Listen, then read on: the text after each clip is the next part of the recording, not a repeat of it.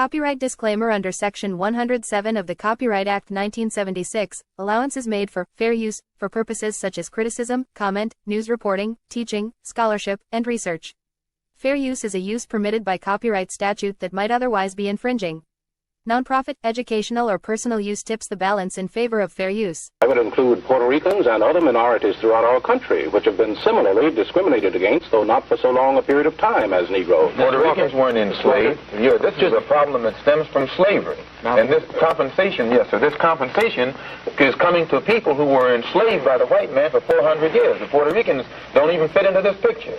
Well, they do fit into it. No, they do fit into it. The problem is the Negro problem. They're not lynching Puerto Ricans.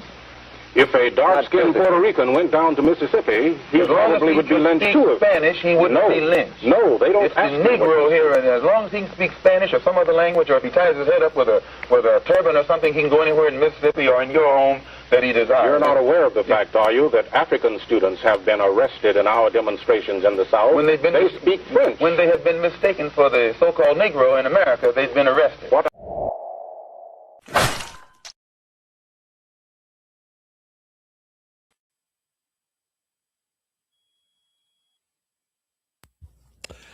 What it do, family and friends? Welcome back to the Church of Black Power. If you're not subscribed, go ahead, hit that subscribe button along with the notification bell so you can be notified whenever videos like this drop. Please make sure you're hitting that like and share button so we can beat up the algorithm. Make sure we get this message out to the ears that need to hear. And if you have not done so yet, please click the link in the description. Go to change.org and put your signature on the petition for reparations. Also, please click that link in the description and join the Telegram group so that, you can help us circumvent the shadow banning that PukeTube has been doing to the new black media as of recently. With that being said, family, welcome back to another beautiful Sunday service. Welcome back to another beautiful, beautiful Sunday service. Family, I was struggling on whether I wanted to touch on this because there's so much here. It's so much here that I kind of felt like this was really put on to be a troll situation. Like, this couldn't be real, you know what I mean? But oddly enough, this is a real situation. And so I really want to touch on this interview. A little backstory. Apparently, after Sincere Love to God did his interview with Chase and brother Dr. Kaba's son, I forget his name, and please forgive me for spacing on his name, and our sister Nicety Girl, after they did their take on the interview that Professor Smalls gave to that Kenyan dude, apparently Dr. Ma'at, she did a panel herself, and she invited Professor Smalls to come to the panel and basically give some clarity to some of the things that he was saying when he was speaking to the Kenyan guy. And I don't understand how much more clarity he would need, because he was pretty much very clear about how he was feeling. And, I didn't think that it needed to be expanded on, but that's neither here nor there. That's her channel. She has the right to do so, and I'm okay with that. After, apparently, I guess she saw the situation, the panel with Sincere. Now, I guess Sincere saw this video that they did, the panel that they did. And so he thought, you know what, let me contact this sister, because I don't think that she watched the video. I don't think she watched the broadcast in its entirety. So I want to contact her and have a conversation with her. And that's what they did. And so apparently they decided to do a new panel where Dr. Ma'at brought on Sincere Love to God. Shout out to the good brother, as well as our good brother, Dewan B. Shout out to him. And brought back two of the guys who was on her other panel. One of the guys by the name of Ankh, and the other guy, I can't really remember his name right now, but that's neither here nor there. We'll see. We'll get to it in a second. And there was a lot of interesting things said during this panel. And that's why I really wanted to touch on it, because, like I said, those two guys, this panel, in my opinion, with those two guys there, was a complete, utter waste of time. It was a complete, utter waste of time, because those guys did not come to have an honest conversation. They came to be trolls. And that's all you really got out of this. This is why I was struggling on whether or not I wanted to touch on this, because you got to see how much of a troll these quote unquote supposedly supposed to be elders were being. But then after thinking about it, I said, no, it's very important to show the youth what it looks like to be loud and wrong. What it looks like to not only take it to heart that you're losing, but then you turn up because you're losing. You know, we got to show the youth so that they can be wise enough to know who to listen to and who not to listen to. And so, family, today we're here to do just that. But before we get to the video, before we get to it, and we're going to go through it in its entirety, I want to make sure nobody's saying that I took anything out of context, because trust me, I didn't. But before we do that, got to do what we do best here. Shout out B1, salute and shalom to our good brother Jesse Paris. Thank you for being here.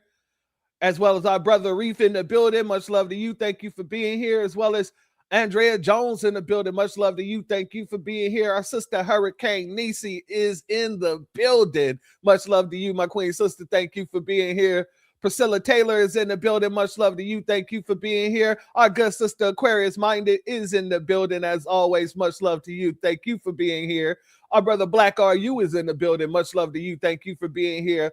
Still Gray is in the building. Much love to you. Thank you for being here. Reginald Jetter, much love to you. Thank you for being here, family. Much love to you. I think that's RBJ. Much love to you. Thank you for being here. Our good brother Christopher Ellis, much love to you, and thank you for being here. And also thank you for your super chat. Your donation is blessed tenfold, and I appreciate your contribution as always, my good brother. At work, but I'm listening. Salute to the fellowship, mods, and the church. Much love to you, my good brother. As always, it is a pleasure, and it's always mine. Our brother Reparations Nation is in the building. Much love to you. Thank you for being here. Our sister Anita Harrell is in the building. Much love for you. Thank you for being here. As well as our brother Tatum Man is in the building. Much love to you. Thank you for being here. Zavon Scott is in the building. Much love to you. Thank you for being here. James Williams is in the building. Much love to you, and thank you for being here, family. Our sister Bad 72 is in the building. Much love to you, and thank you for being here, my sister. As well as our sister Lachey Davis is in the building. Much love to you, and thank you for being here. Our good sister Key Prince is in the building. Much love to you, and thank you for being here, my sister. As always, it's always a pleasure. Always a pleasure. Want to make sure I got everybody here. Shout out to Cincinnati, Ohio. Our sister Taste of Teas with Tony is in the building. Much love to you, and thank you for being here. Our sister C. Terry is in the building. Much love to you, and thank you for being here. Shalom, family. Our brother Still Kevin Trees is in the building. Much love to you, and thank you for being here, my good brother. Our brother Wild Williams is in the building. Much love to you, and thank you for being here, family.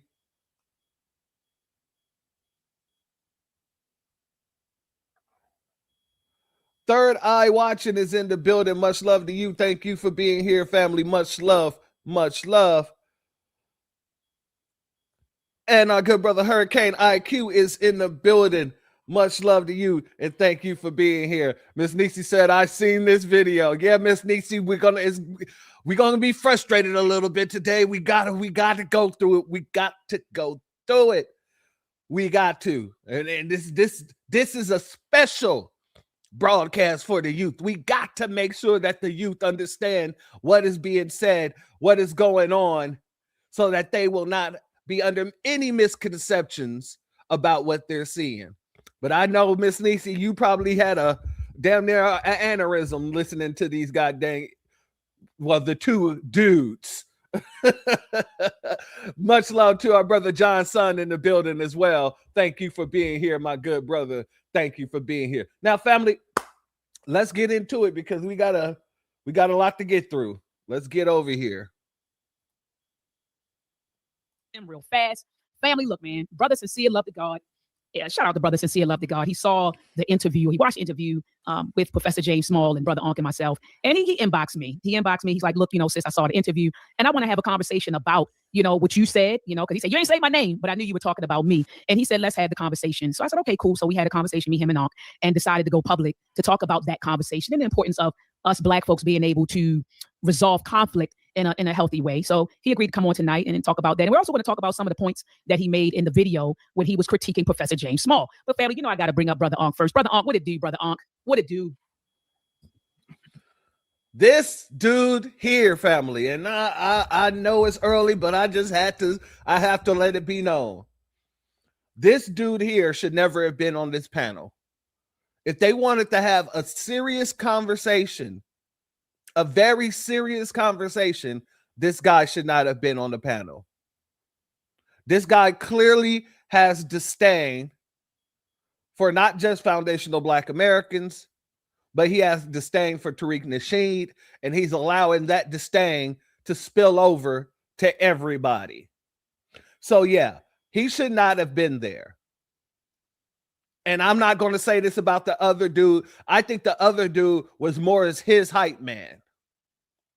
Because every time he was getting pinned down, here come that other dude to try to, help him off the ropes.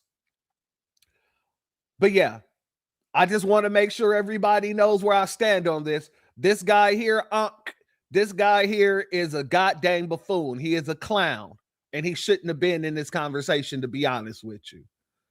B1 salute and shalom to Sybil in the building. Much love to you, as well as our brother Crew Reality in the building. Much love to you. Thank you both for being here, family. Let's get deep into it. Let's go. Oh, what tangle where we weave when first we practice to deceive. What's good, family, man? I'm glad we're here. It's gonna be a great dialogue, great conversation, man. It's fun, man. I watched the two gentlemen's videos, and they funny guys, man. Funny guys, man. But I appreciate them coming here because it's important for African Americans. What did I say earlier? What I called? I said, what was it? You say something crazy. FBAA, Foundational Black African Americans. Yeah. Now, family, I'm going to start off right there. Because all throughout this whole video, you're going to see the same disrespect. The fact that this man has so much disdain for foundational Black Americans, he refused to call us what we choose to identify as. And these are the same people that will turn around and try to tell us that Africans have the right to self-determination. So that was the first thing that I really wanted to bring to light. The disrespect is going to continue because that's all it is. This isn't about trolling. This isn't about having a real conversation. This is about being disrespectful.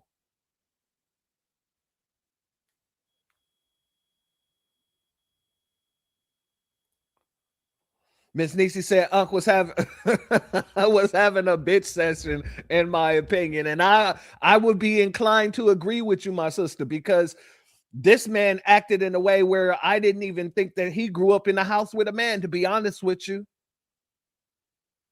I'm going to be honest. He was being very sassy. Very sassy. Hurricane said looking like a black Benjamin Button. Oh, God. Oh, I should have faded away from off the internet years ago. You're absolutely correct. You're absolutely correct. But let's get into it, family. It's fun. Yeah, I got him. And I'm the leader. That's what we doing. Here we go, man. Let me bring up sincere love to God. Man, sincere love to God. What it do, brother? How you doing, brother? Peace. I'm in the building. How you doing? Hey, I'm doing fine. And let me bring up Dr. Asar Winkler. Peace and love to you, Dr. Asar. How are you? Blessings. I'm wonderful. Thanks for asking. How you doing, Dr. Asar? I see you got the funny outfit on. That's what my man said. He said you the guy with the funny outfit on. Oh, that's Who said that? Oh, my man. Dr. Asar. Okay. So his name is Dr. Asar. I don't know how real that doctrine is, but I don't want to disrespect the guy, but there's a lot of folk that call themselves doctor that ain't seen the doctrine. But still, Dr. Asar here, Papa Smurf. Papa Smurf. He was the hype man for Ankh. All throughout this situation, all this dude did was basically hype this dude up. That's it. That was his only purpose here. Now, maybe if Ankh wasn't on the panel, Dr. Asar might have had something to actually say. I didn't find that to be the case. With this dude, Ankh, on the panel, basically, Dr. Asar was there to be an echo chamber, in my humble opinion. Kubar Vasquez, long lost cousin. Yeah, I can see that. Especially with the kufi on. I can see that. Damn show. Let's get into it. Right here to help, to back up. Funny. Okay, I know that. Hold on, let me bring him up. Brother Dewan, don't pay them no mind. They trying to start trouble already. Brother Dewan, don't pay them no mind. They trying to start trouble already. Ready. Peace and love to you, brother. How are you? Yeah, I see Fraggle Rock over there trying to throw shots, but hey, that's what happens when you got a Nerf gun. You got to keep shooting because nothing lands. Let's go. Y'all funny. But sincere, I want you to just kind of recap. I'm a defer to you, brother, and just to recap. What made you reach out? Remember, you inboxed me. You said, hey, we need to talk. And if you could just walk us back through what you were thinking, what you were feeling when you reached out, and then from your lens, what transpired when we talked on the telephone. Yes, indeed. So, like you said, I had a chance to watch the video that you did, what you guys did the interview with Professor James Small. Now, just to give the whole chronological order of everything, I spoke to Professor Small earlier that day, and we were discussing him appearing on my platform, on Sincere Love the Godcast. And it was supposed to be the following day. So I think that was on a Sunday, and we were supposed to have our thing the following day on that Monday. And so, he was a little busy while I was on the phone with him. I think he was picking up his grandkids or something like that was going on. So he was like, yo, I'll talk to you a little bit later. We'll get all the details hashed out. Cool. So me and Nicey had our regular Sunday broadcast like we do. And during the broadcast, people were in the chat saying, oh, Professor Smalls is live right now, because people knew that people were expecting Professor Smalls to be on our platform, because we were kind of promoting it, and we had like a poll going, fielding questions from the community to see what questions people wanted us to ask the professor and things like that. So people were in the chat, even though that wasn't our topic, people were in the chat asking, yo, when y'all gonna have Professor Smalls on? When y'all got Professor Smalls on? And then, they let us know that he was live on your channel. And so if you look at my video, when they told me he was live on your channel, I was like, oh, that's dope. That should be a great conversation right there. You know what I'm saying? Because you're one of the people that I had in mind when I was thinking about who could we bring on to have a balanced conversation about this. You were one of the people that I had in mind, but I kind of, just let it go out of my mind, because I was like, Dr. Ma'at, if she wants to have a conversation with him, she can reach out to him herself and have him on her show. So I was like, nah, I kind of let it go from there. So when they said, yeah, he's on Dr. Ma'at's channel now, I'm like, oh, that's dope. I can't wait to see that. That should be a good conversation, because I know Dr. Ma'at is fair. She's balanced. She's a stomp down Pan-Africanist, but she also understands the purpose of this whole delineation movement and all that. You know what I'm saying? She stands 10 toes down. You don't see the contradiction. So this should be a good conversation. She should be able to explain this well and get some clarity, right? That was my thoughts. And so then when I finally got a chance to look at it, after I did my live, I got a chance to look at it. I didn't see that balance. I'll say that. I didn't see that balance there. Like I told you on the phone, I felt like, you guys just kind of threw some softballs at the professor and let him just say whatever he was going to say about what transpired. And that's cool if that's how you decide to go about it. I didn't really have a problem with that. You know what I'm saying? It's your channel. You go about it the way that you see fit. That's fine. Now, to be fair, family, and this is my humble opinion, I watched that whole interview as well. And yes, it was a very softball interview. However, this is not in defense of anybody or anything like that, but I've hosted many of different type of shows, from this broadcast to actual radio shows. And as a host, when I'm interviewing someone, I am there as basically I'm there to allow them to get off their piece. Now, I would also give some sort of pushback. And that's what I think that Sincere is talking about, that he wasn't able to see. And I agree with them there. You are still supposed to give some pushbacks, even though you're allowing someone to come on to your broadcast or show, whatever, to clarify statements that they already made. But since you already heard the statements, as a host, it is your job to ask the questions that your audience would want to ask as well. And so knowing the backlash behind what James Small said, you should have had some sort of combative questions just to give an understanding to your audience. Because even if you understand where he was coming from, your audience will have different questions and they would want to know why he felt A, B, and C. Or if this is true, then why didn't you go about saying it in this way? Like, there was absolutely no pushback. It was just a bunch of people coddling a grown man who is being claimed to be an elder. That's what I saw. Now, that's just my humble opinion.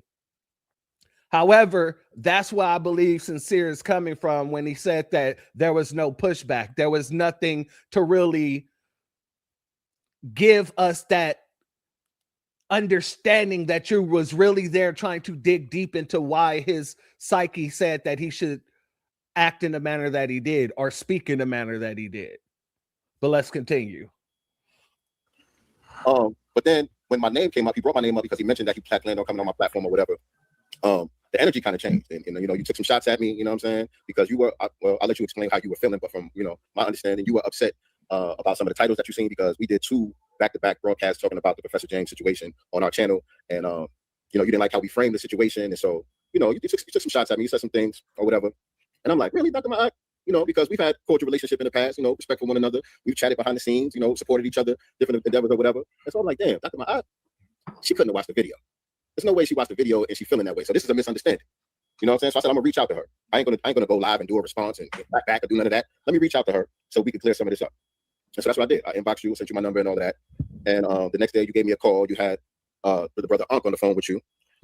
Now, family, I want you to pay attention, because what he's about to say just goes to show that this man, Unc, is not an elder. This man is not somebody that we should be holding in any type of high esteem or anything like that, because it goes to show that not only was he a troll or is he a troll online, but he's a troll IRL in real life. So I want to make sure that's clear. Let me give a B1 salute and shalom to Earl in the building. Much love to you. Thank you for being here. And our good brother AO is in the building. Much love to you, my family. Thank you for being here. Shout out to VA. Shout out to VA. Let's continue. Which, I kind of understand why you did that. You know what I'm saying? You didn't understand. You didn't know what kind of energy I was coming with. You know what I'm saying? I'm a man, you a woman. So, it's good that you have a brother there that's willing to, be that protection for you if need be. You know what I'm saying? But I also feel like while me and you were trying to have a constructive conversation, brother Unc, you was being very disruptive on the phone and trying to derail the conversation and kind of low-key trolling on the phone, which is weird to me. It's one thing, to be a troll online, but we on the phone having a private conversation and you kind of trolling. I thought that was weird. Family, when he said that, the first thing that I thought in my head is he was doing the job he's paid to do. Whether he's paid or not, that's the first thought in my mind. Because if they're talking on the phone and they're not only talking, but they're doing it respectably, right? You can tell that Sincere truly has a respect for Dr. Ma'at. And that's great. Much love to Dr. Ma'at. I applaud her and salute her for taking the call and actually wanting to have the conversation and then bringing it to her platform. Salute to her for all of that. But when you guys are in the middle of having a very serious conversation, only for this guy to start trolling or trying to make the situation more difficult than it has to be, then that just tells me that you just don't want to see people on the same page. You didn't want them to say, okay, well, I get where you coming from. This is where I was coming from. Oh, I get where you coming from. And I'm glad that you had this conversation with me, because I could have took it a different way. And I'm glad that you explained it to me. That way we're still on the level. That respect that I have for you is still there. That respect that you have for me is still there. You didn't want them to come to that consistency. You wanted to just allow your trolling to create a bigger separation between the two. That's what I get out the situation. If they're having a constructive conversation, you should have just sat back and listened, because she brought you on. She brought you into the conversation, obviously, because she did want somebody there in case, you know, she, like he said, she don't know what energy he was going to come with. I understand that. But the second that you saw that you was not needed, I wouldn't have gotten off the phone, but I would have just sat back and let them have that conversation. But that's somebody who wants to see people come to a consensus where everybody's understood. I'm not going to sit here and just troll just because I don't like the side of the fence that you stand on, especially when those two already have a relationship. So when I heard that, family, that was one of the major things that popped in my head right away. Oh yeah, he was there and he was doing a job that he's paid to do, whether he's paid or not. But he is being a disruptor, and he's willfully being a disruptor. And that's why I said, if this conversation was going to be had and it was going to be serious, he shouldn't have been a part of it. But let's continue. And shout out to Miss Nisi. In my opinion, only elder doesn't always mean wiser. I'm just saying, I agree with you 100% fold. Also, shout out to Key Prince. She said he's definitely a Democrat shield when he brought up the vax and the black community. Absolutely. We're definitely going to talk about that. Let's get back into it.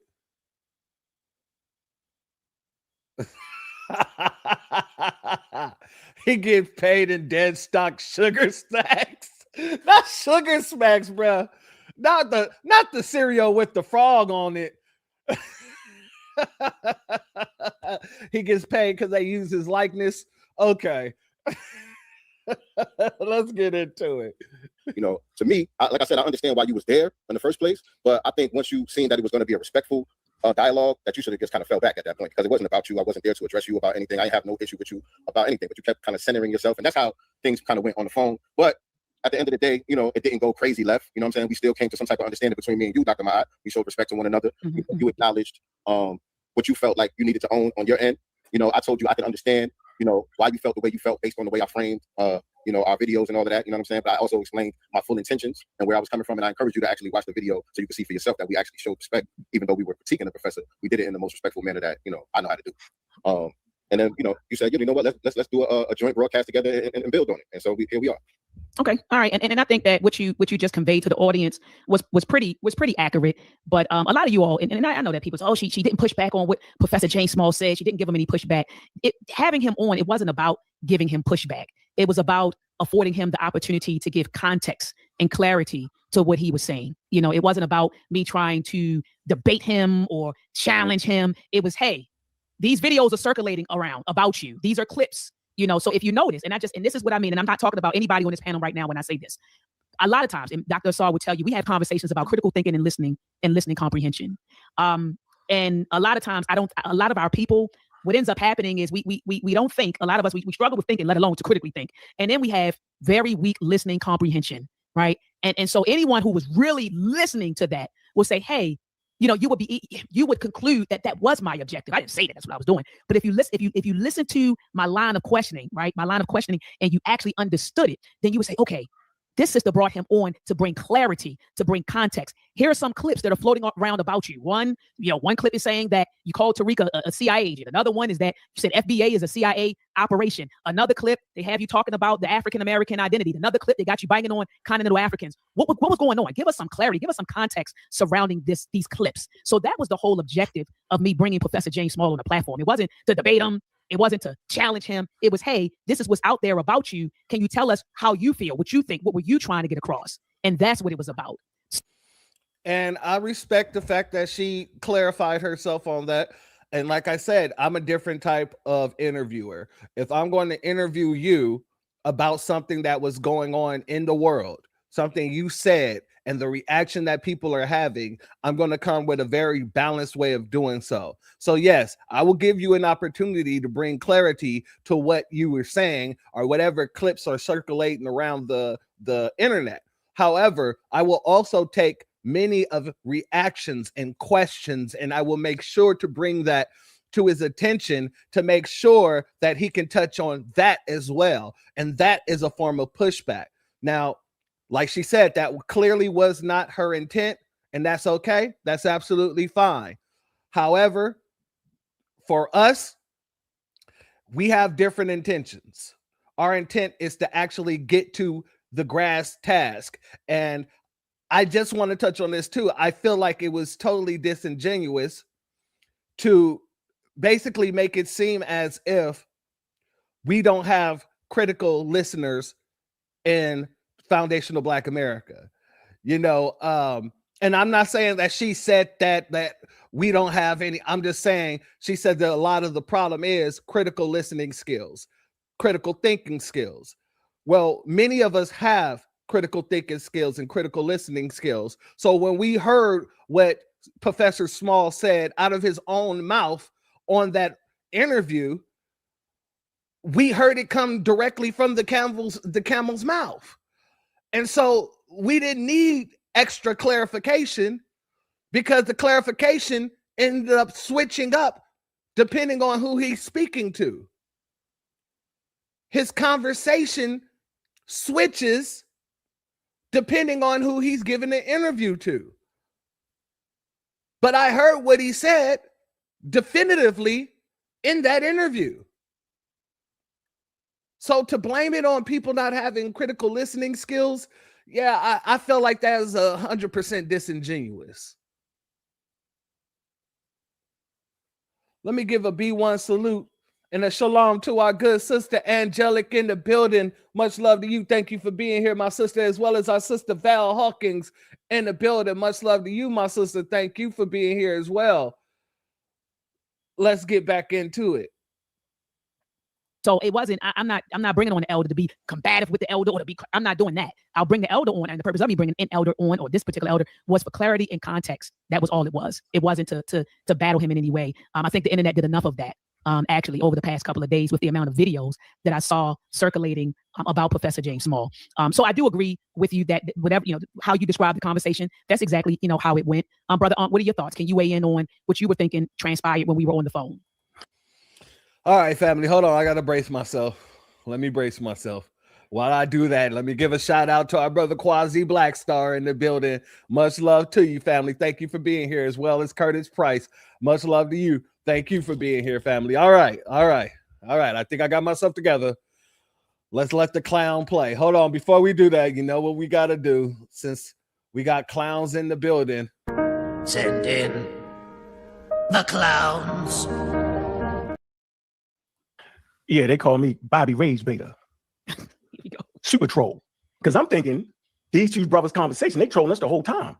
They got to be trolling. They got to be rage baiting us when they say that African Americans, right, ain't who they really is, and that indigenous Black people was here first and didn't come from Africa. I'm thinking y'all trolling. So the conversation we had was very lighthearted and very funny. You just a little bit too serious, Sincere. You real serious, right? But at the end of the day, you should get more serious with your studies. It's not hard to figure out who African Americans are. So in that conversation, I'm only doing what y'all doing. I'm bringing the same energy everybody bringing me. So when y'all online making up stuff about who African Americans is, I'm saying they got to be trolling because it's a click away. Now notice, family. Notice that he ain't sitting here talking about the phone conversation in the way that it should have been had. He's saying this as a nanny boo-boo little kid. Well, y'all have to be trolling me, so of course I just reciprocated the energy. Dude, this dude called this woman to get some understanding, to get some clarity, and to have a conversation to make sure that they don't lose respect for each other. And you're sitting there clowning like a goddamn fool because of something you have within you. The fact that you don't like the fact that we're not running with the scam Africanism. So you couldn't been a man and let this man had a conversation with this woman in order to get some sort of understanding and clarity with each other, so it didn't become a bigger situation? You couldn't do that? Yeah, you couldn't do that because you running around with that sassy energy. You had to make it about you in the very same way that this whole interview here, you try to make about yourself. A B1 salute to Legit Hustle in the building. Much love to you. Thank you for being here, as well as Only Us. Much love to you. Thank you for being here, family. And you know, Only Us, I realized what you were doing with your name just I think it was a day ago when Torian said your name and he said it in the proper way, Only Us. And I was like, yeah, okay, I've been saying it wrong, just Only Us, right? Shout out to you, and I love that name, family. Much love to you on that. Much love to you. Let's get back into it. Oh, also, shout out to Miss Mickey in the building. Miss Mickey Jones in the building. Let's get busy. Seriously, so there go for both of y'all. Y'all trolling us all day, every day. Every broadcast y'all do is filled with misinformation. Now, Doc, she like to play the game. I'm not doing none of that. I don't play the game. What do you mean by play the game? I'm saying like it's something like they out to get what they want to get.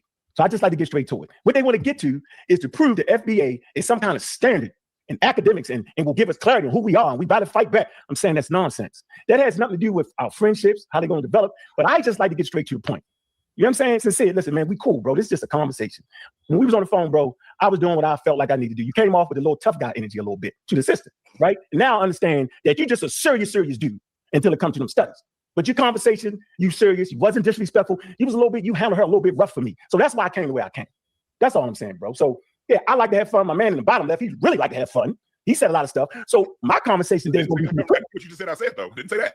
I'm gonna go through the clips. I got y'all clipped up. I'm gonna speak through the clips. Okay. Yeah, that's what I'm at. And then let me say this. I don't know what you mean first and foremost about playing the game. That's the first thing. No, you do the right things. What I'm saying is, I know about that part. You talking about playing the game and all that. No, I'm saying everybody can't be an. Let me change the verbiage on that. I'm saying you're cordial. I am. And that's proper to do. I'm saying I'm not cordial. Once everybody said everything out of their mouth, after he didn't beat up James Smalls for an hour and a half, he did it respectfully, but he beat the brakes off of James Smalls. So I'm not gonna sit here and act like he didn't do that. He did that. And he had every right to do so. I don't know what it is with these people that thinks that they're above critique. Nobody's above reproach. Excuse me. Nobody's above approach. Nobody's above critique. Criticism comes from everyone. But here's the difference. We have every right to criticize somebody that we call an elder when they're wrong, in the very same way that they have the right to criticize us when we're wrong. Let's be very clear about that. However, it's only you guys that make it seem like we shouldn't be criticizing who you guys deem to be elders.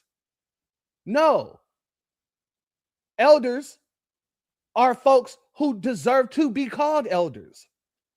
Just because you old doesn't make you an elder. And if you want to speak against the folks that you're supposed to be an elder to, you definitely ain't an elder there. That's just how that works. A big B1 salute and shalom to our sister Natural Torah in the building. The tether detector herself is in the building. And hold on for a hot second. I got to make sure, because I told my sister as soon as she came over here, I got to make sure our sister gets that wrench. Give me one hot second, family. One hot second.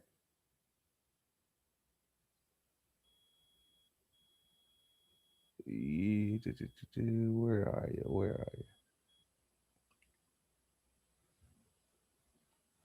One second, family.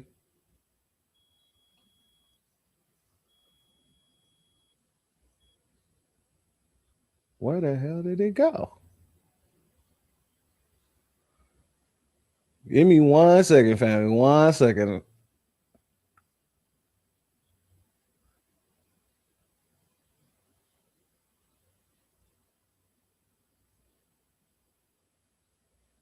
They try to just disappear my sister, huh?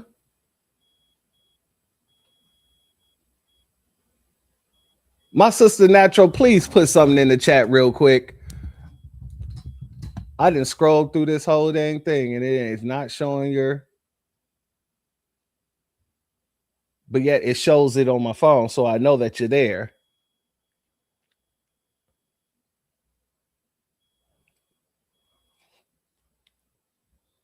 One hot second, family. I'm not trying to slow us up, but like I said, I want to make sure that that's taken care of. Also, B1, salute to Brenda Thomas. Thank you for being here, my sister. Much love to you. 1 second, 1 second.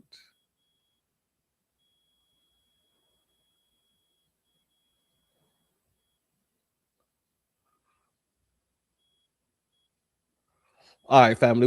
I'm going to do it this way. Give me 1 second, family.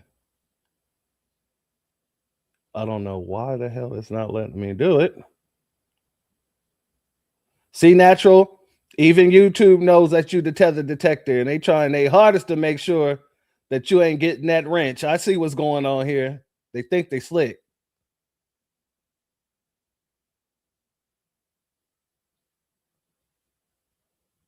Let's see here.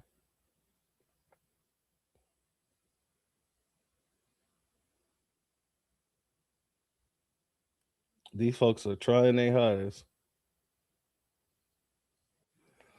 While we do that, give me 1 second, family. Let's do this real quick.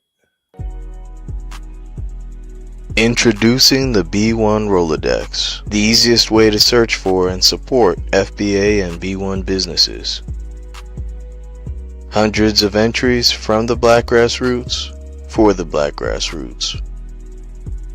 Free to use, free to download, constantly updated.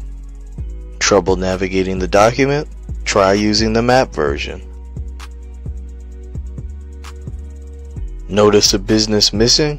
Use this simple Google form to submit an FBA or B1 business. Also submit anti-Black businesses, which are now being collected in that last tab. Find resources, contact numbers, and much more using the second tab. All the info you need to start practicing group economics today. Go to blacktruthunited.com. That's blacktruthunited.com.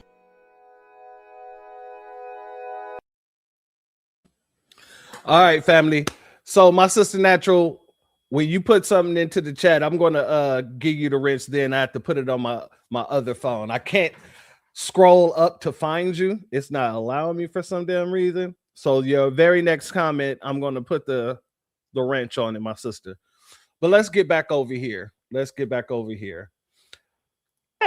didn't ever say that he didn't do it either. Right, so I'm just in that. I'm in that mode. I ain't yelling, I ain't screaming, and I just want to get straight to it because I heard both of y'all said I heard it. So I just All right, well, I want to say this though, but Brother Sincere, you said I owned it. Well, you let the crowd know that you also own the fact that you put Professor James Small's image on a thumbnail and you put in quotes, FBA equals CIA operation. And you said initially you thought that you put a question mark. And I said, no, brother, you actually have his thumbnail. You have a thumbnail with his image in it. And in quotes, you have FBI equals CIA agent, as if that is a direct quote. And then you said, first you said, I thought it was a question. I said, no, it wasn't a question mark. Then you said, well, that was my interpretation of what he said. Could you explain that or elaborate on that? Right. So correct. You were talking about the thumbnail. I was talking about the title. So in the title, I posed it as a question. On the thumbnail, there's no question mark, and I do have it in quotations, which you're correct. It's not a direct quote. He didn't directly say FBA is CIA. He implied it in so many words, and so I had it in quotes, and so that wasn't right and exact to put it in quotes. It wasn't a verbatim quote from him, but that was my interpretation of what he said.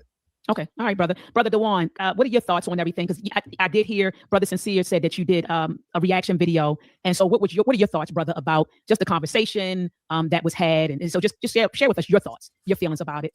Okay, yeah, my feelings. On my reaction video, I made, I have people saying that, of course, they were saying that you didn't react the way they wanted them to. And I didn't say anything about your performance because I know as a host, the job as a host is to step back and allow the conversation to flow. That's right. So I thought that you did a fantastic job hosting. I didn't throw any shots, where I thought, well, she should have jumped in. Well, she's a host. She's not going to jump in, So the way you played that, I really didn't have anything to say. Basically, what I did have to say is like the brother right here, is a strong arguments. Like you just saw, even just now in this intro, he's trying to say that I'm saying that we're not African, we're FBA instead. I said none of the sort. I said, you got to trace your own genealogy and your own family lineage. There are people who come from Africa. There are people who are indigenous here. Everyone is telling the truth. But what happens is, like, my issue was during the reply, you know, I was throwing in strong arguments, post hoc ergo propter fallacies. He was throwing in every fallacy you can throw in. And he's throwing a fallacy out there and saying, I'm going to talk about the fallacy, not what they said. And then the whole situation about us not being able to read, we don't know our history. I can literally name 15 ancestors by name that was here in 1668. So I don't, you know, and the full genealogy and everything to go along with it. You know, my ancestor John Smith, PG County, born in Prince George's County in 1640. You know, so when I heard the straw arguments, that was more so my issue when it came to the FBA, because like when it comes to FBA, look, I'm the kind of person, Tariq can defend himself. He do a great job defending himself. Always, he does. My job ain't to defend Tariq. My job is to stand up for who I am. And I don't really get into the verbiage FBA versus ADOS versus it. Whatever people want to call themselves, even if people want to call themselves African American, I don't care. You know, it's not my problem. You call yourself whatever. Shout out to Dewan B, because what he's basically saying in so many words is that he doesn't have an ego to inflate when it comes down to what people decide to call themselves. And respectfully, if that's what you want to call yourself, fine. It doesn't kill me. It doesn't, what you eat don't make me shit. It literally doesn't. So anybody with logic or any type of sense would be able to say, hey, okay, if that's what you choose to call yourself, okay, cool. But I do know that we're still under this umbrella of foundational Black Americans. You can call yourself ADOS. I'm fine with that if you're talking about the person and not the organization. You can call yourself Indigenous American. I'm fine with that. You can call yourself Negro. I'm fine with that. That's what you choose. And what that is called is self-determination. You deciding what you're identifying as. And as a person who 100% believe in freedom, one of the signs of freedom is self-determination. So shout out to Dewan for saying that, because at the end of the day, it really doesn't matter what you choose to call yourself, but you're not going to disrespect us and what we choose to identify as. We're not going to have that. Shout out to Val Hawkins. Thank you very much for your super chat. Your donation is blessed tenfold, and I appreciate your contribution as always, my good sister, as well as our sister C. Terry. Thank you for your super chat. Your donation is blessed tenfold, and I appreciate you as always, my sister, as well. Let's continue. What do you want to call yourself? But when it comes down to the lineage of FBA, the whole trying to group people as following Tariq Nasheed, and Tariq got these people under a spell. No, Tariq ain't got me a spell. One thing I was saying was, I was never that much into my family history. 15 years ago, my wife was really on my head about Dewan. You got to get in your family history. Dewan, you got to get in your family history. And so I had already started studying my family history. So when Tariq started with the FBA thing, it was almost like right on time, because I'm thinking like, yo, because I used to call Africa this, Africa that. And then I was like, hold on. My great granddaddy invented the automatic railroad crossing. Every time you get to a stop sign and that arm comes down because the train is coming, my great granddaddy invented that. He got the patent for that. That was stolen by these crackers. You know what I mean? My roots are here. Like he talked about scholarship. One of my cousins wrote a book about my family leaving Northampton County, Virginia in 1835 and moving to Indiana as free Black people. You know, I have long histories of my free Black family, also my enslaved Black family. Now, if someone wants to go all the way back to Africa with their family lineage, that's fine. Again, I have no issues with what nobody says. But when it comes to the FBA thing, people like me, and I'm someone that people come to on my YouTube channel to hear this kind of information, my point of view has always been, look, I've just broke it down to a logical question. Which ancestors are closest to me? The ones I knew or the ones that didn't experience what I experienced? So my point of view on FBA/ADOS or whatever acronym you want to give, right, is tuning in to the ancestors that were here. You know what I mean? That were born here, that were raised here, that went under the trauma here. So I hear someone saying, "Oh, they stupid, they don't know how to read, and they following Tariq Nasheed." Y'all that's giving Tariq way too much power. It's like he put on a certain notion, but that notion was something people like me were already on, based on my own family lineage, based on me making a choice. I don't like so far. I can't trace anybody to Africa yet. I'm not saying that Africans don't exist, but I have in my genealogy, I have hundreds of ancestors, hundreds with an S. None are from Africa. All of them here in the United States of America, on paper back to the year 1640. So when I hear, my thing is, I allow people to be who they are, and if people want to claim whatever they want to claim, but when you try to group everybody and throw out a star argument and say that's what these brothers are saying, okay, that works on stupid people. It don't work on me. And that's basically what I was saying in my point of view. But outside of that, people have their own way, and I'm not here to tell anybody how they should think or shouldn't think, or one ideology is more dominant over the other ideology. People got to follow their own conviction. People got to follow their own lineage, their own paperwork, and their own information. Well, brother, I think that was beautifully said. Shout out to Dewan for saying that as well. And we're going to get into a situation here today as well where, you know, a lot of folks don't understand how DNA works, and it's going to become a big situation with this aunt guy. But one of the things that Dewan said is, you know, his major thing was, okay, who am I closer to? And the way Dewan is speaking is more how DNA works. Because anybody who understands genetics will tell you that after so many years, some of the DNA or the genetics from your past ancestors have no merit on you here today. So some of the folks that may be in your genealogical line thousands of years ago won't even be showing up. You have nothing tied to them in your modern DNA here today. But we're going to get into that because these folks, they love to bring up that DNA test. And we're going to end all that nonsense here today. Let's let them continue. And I don't disagree with and let me say this. I don't disagree with us wanting to trace our family history. In fact, that's why I kind of cut my camera off.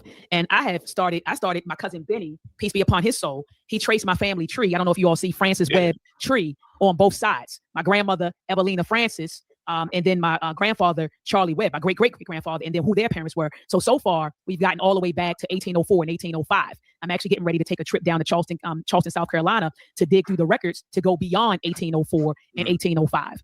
So I'm all for, trust me when I tell you, I'm all for honoring, you know, my heritage here. Absolutely. And I also honor my African heritage. I do. I understand ultimately that, you know, I took a DNA test, and I know we're going to get into that because some of y'all be like, I don't take the DNA test, but I took a DNA test. DNA test came back 96% sub-Saharan African, 73% West African. I'm clear on that.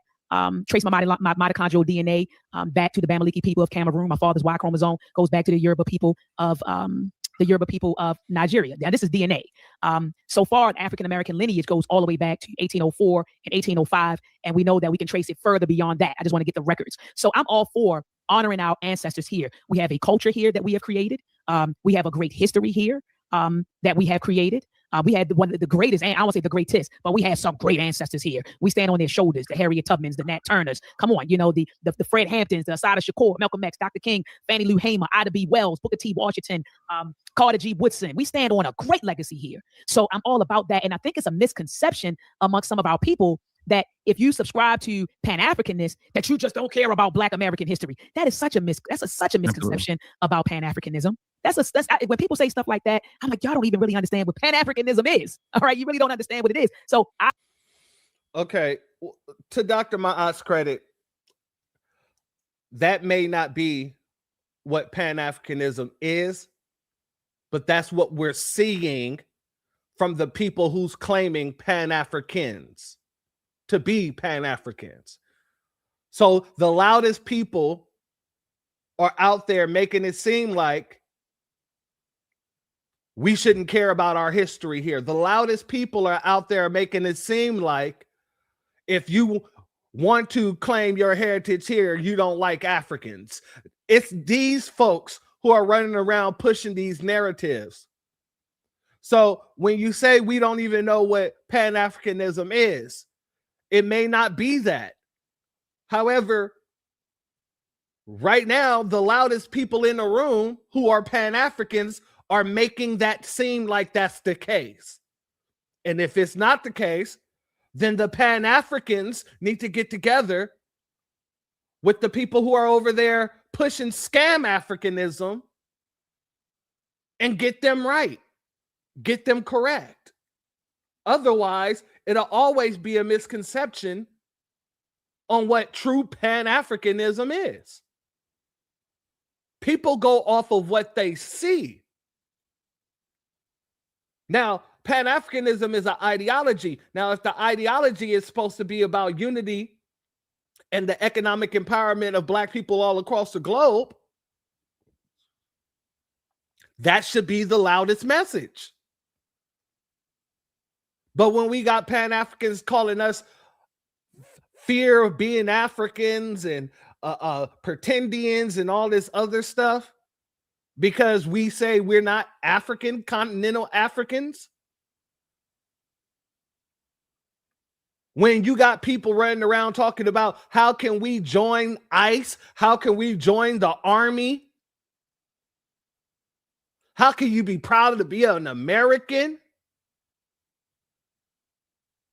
These things all make it appear as if y'all want us to forget who we are here and everything we've done here in order to make us generic Africans from somewhere that don't even respect us in that manner.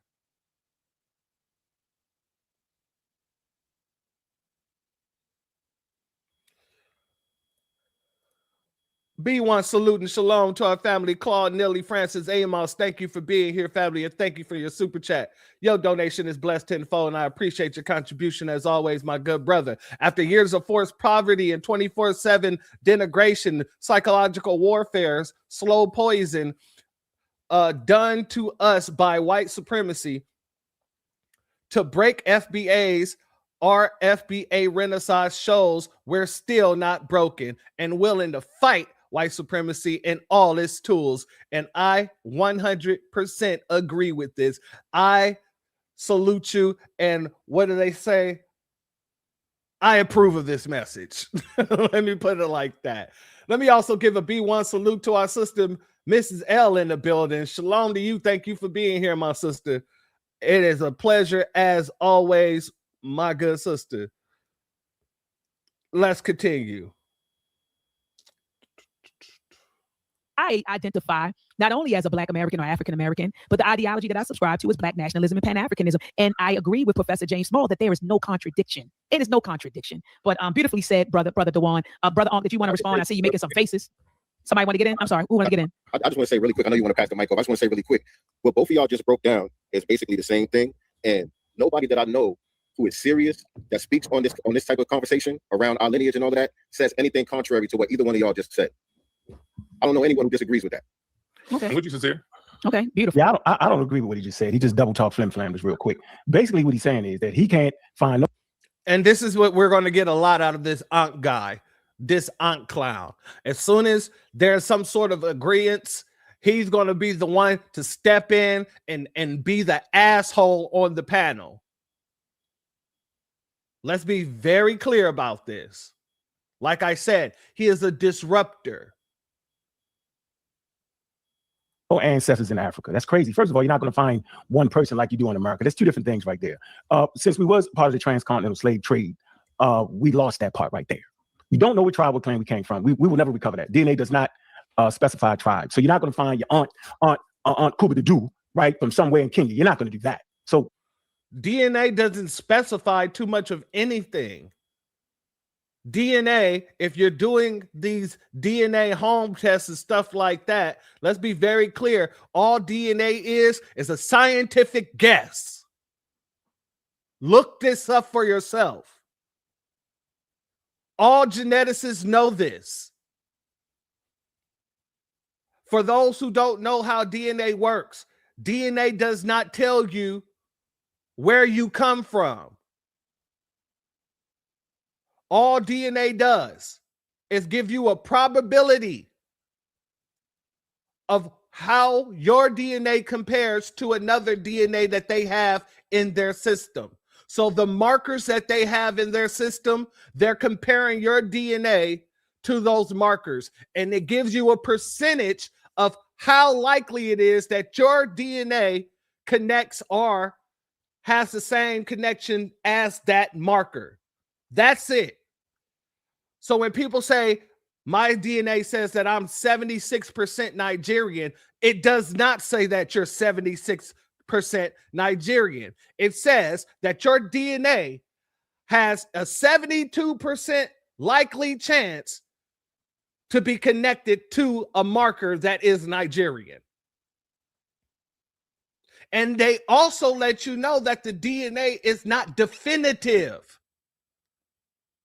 That's why they tell you all the time that DNA It's for entertainment purposes only. And if it doesn't say entertainment purposes only, it'll say for fun purposes only.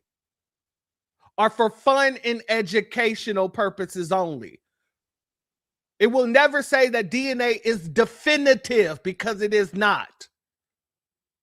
Not when you're talking about trying to figure out where your lineage comes from. It isn't. And not only that, DNA, when you do these tests, they let you know, do not use this test in order to look at health issues or health situations that could be passed down genetically, because it is not exact. It is not definitive. It is a scientific, hypothetical guess.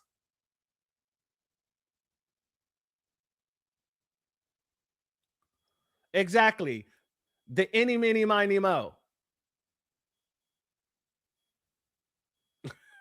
The any, mini, miny, mo. And here's another thing. Those DNAs, home testing kits, they're not going to tell you about any of the indigenous people here, because they don't have any markers for any indigenous people in America. All of their markers are from Central America, from South America, from Africa, from Europe, from China. They do not have any markers in North America for any of the Aboriginals. Let's be very clear about that. So when these folks talk about DNA as it's like it's the end all be all, but then they can tell you that DNA ain't going to tell you what tribe you came from. DNA ain't going to tell you damn near anything.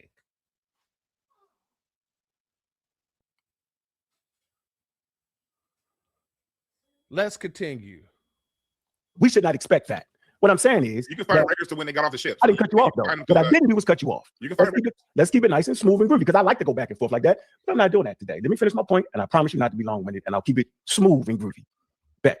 What I'm saying is that African Americans will carry about 60 to 70% continental African DNA, and then about 20, maybe 30% Europeans, and then a small percentage of the part that you really want to pick up, that Native American. But my fault, I apologize. You're not actually big up in Native American. You have this wild concept about some indigenous black people that does not exist in the Americas. I'll rest my case right there. So I have a question. One of my ancestors, his name is Abraham, and on the records in 1715, he was born Abraham, man of color Scott, and he married Joan, a Native American Potawatomi Took. And the Potawatomi tribe goes back for thousands of years here in America.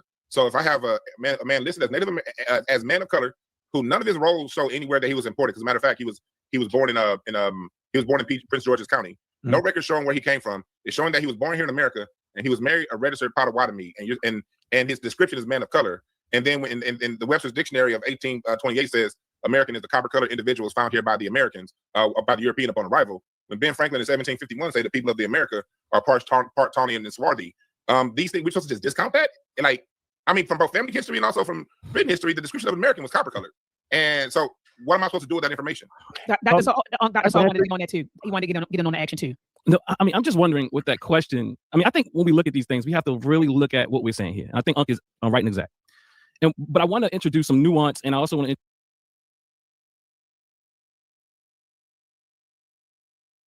Now, family, you're going to hear that out this man's mouth a lot. I think what Unc is saying is right and exact. Right and exact. Right and exact. This is with this dude here. Introduce. That's what he's all about in this throughout this whole interview. It's like he's hanging off of the goddamn skirt of Ankh. Shout out to Yagua in the building. Much love to you. Thank you for being here, family. Much love, much love. Let's continue.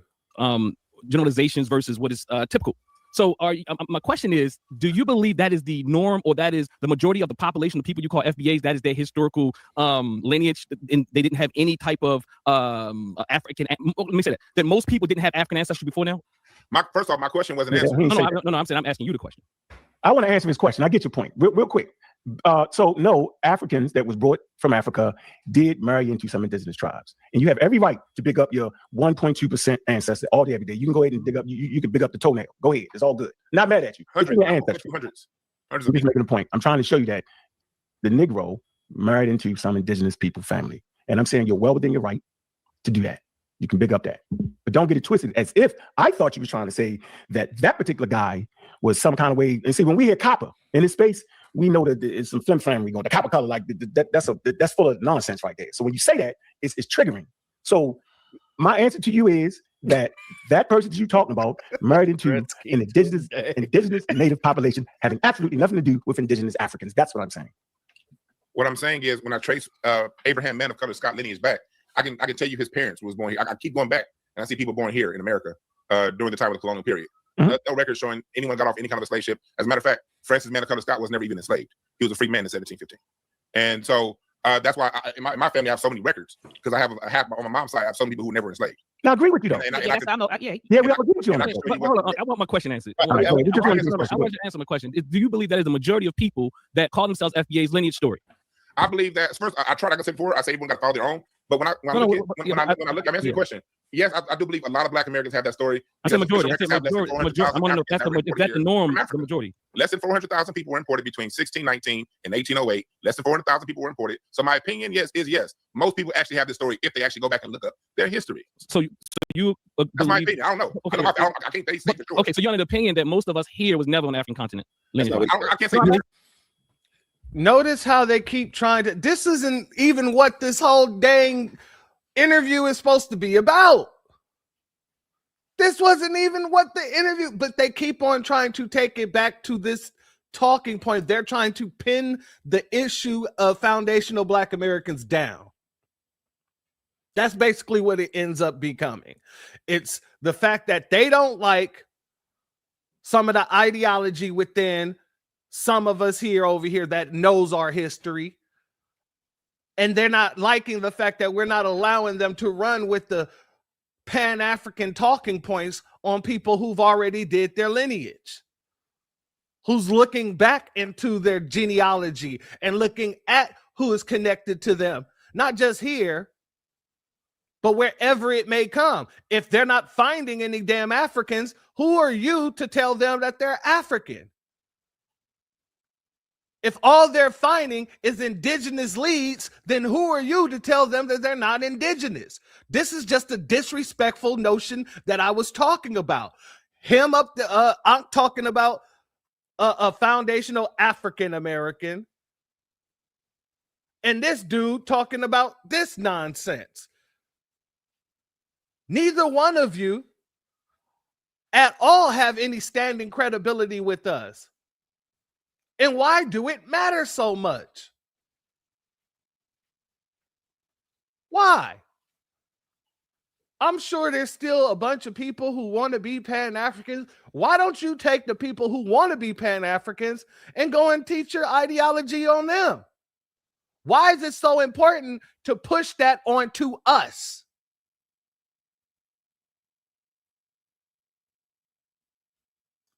Shout out to our sister Tampa Bay for this one. She got the cake on this one. She said that dude at the bottom, that's Drewski Tunde. Drewski Tunde. Shout out to Hebrew Native for being here as well. Much love to you, family. Much love. But yeah, family, I don't get it. I don't get it at all. Shout out to our sister Sean C in the building. Much love to you, my sister. Thank you for being here as well. I don't even understand why these folks think that they have the seniority to tell us what the hell we already did. Excuse me. Let me pull that back. Shout out to Rashima Rice in the building as well, family. Much love to you. These folks, for some reason, think that they have the right to tell us who the hell we are. And they don't. And that's what this all is boiling down to. Let's fight about lineage. Let's fight about the situation. I don't think there was ever any black people as Native American aboriginals in America, but yet there's black people all over the globe that's aboriginal to all over the globe. Make it make sense.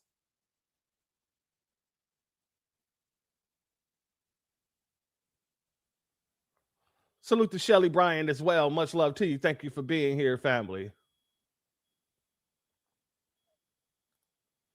Shout out to Claude Nearly Francis Amos once again for the super chat. I appreciate you as always, family, and I appreciate your contribution. DNA has nothing to do with common shared experiences. Other groups don't get to claim our identity because they don't share our unique lived experiences, i.e. building a country, but denied its wealth. Absolutely. Absolutely, family. Thank you for that comment. Absolutely. Let's let them continue. I didn't say never. Look, no, I'm asking real genuine questions here. I'm giving you a genuine answer. Yeah, I'm talking to brother in the right hand corner. I'm giving you a genuine answer. There were 600, like we've been Homo sapiens for over 150,000 years, probably longer than that, circumnavigating the globe. I'm sure at some point somebody lived in Africa. No. When? There you go. We got him. There you go. You're done with that. And that's where I had to delineate. You know, I delineate from that mindset. And what I also want to posit, just my opening is, what mindset, Doc? You clear that up. You said I delineate from the mindset. I'm coming, Doc. I'm coming. The mindset that FBA is not ideology, and FBA to me, FBA is identity. It is an identity with an ideology put behind it. And what do I mean? But I want really to think about this because FBA is a subgroup of African American. Shout out to our sister Bad72. Thank you for your Cash App donation. My sister, your donation is blessed tenfold. And I appreciate your contribution as always, family. Family, you see what he just did? He said to me, FBA is an identity with a ideology behind it. Family, if I have an identity, no matter what my ideology is, my identity remains the same. If I'm Chinese and I believe in Pan-Africanism, I'm just a Chinaman who believes in Pan-Africanism. If I'm Chinese and I believe in separatism, I'm still Chinese, I just believe in separatism. Being a person who has an identity and someone with an ideology do not go simultaneously hand in hand. You have white people who claim to be Pan-Africanist. Does that change their identity? No, they're still damn white.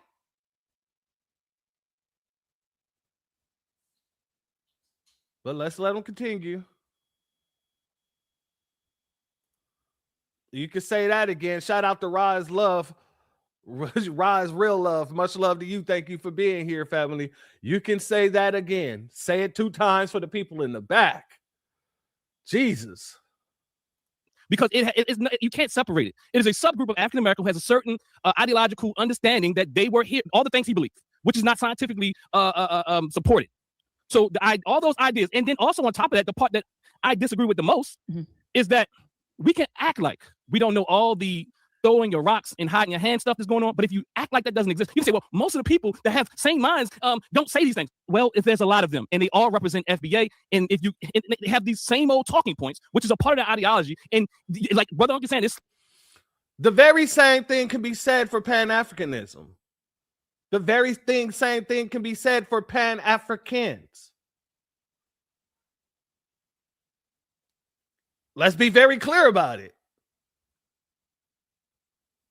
Exactly. Notice they don't ever, and I do mean ever, cite any scientist, any scientific journals, any peer reviews. They don't cite any of these things. Because number one, the out of Africa theory is just that, a theory. Now, granted, it is the most feasible theory according to the scientists, but they all know until it is made a theorem, it isn't proven. There's a lot of science that says that, you know, people evolved all around the world. Yes, life might have started in Africa, but the evolution of man happened all over the globe. Scientists say that as well. I don't hear him speaking about that.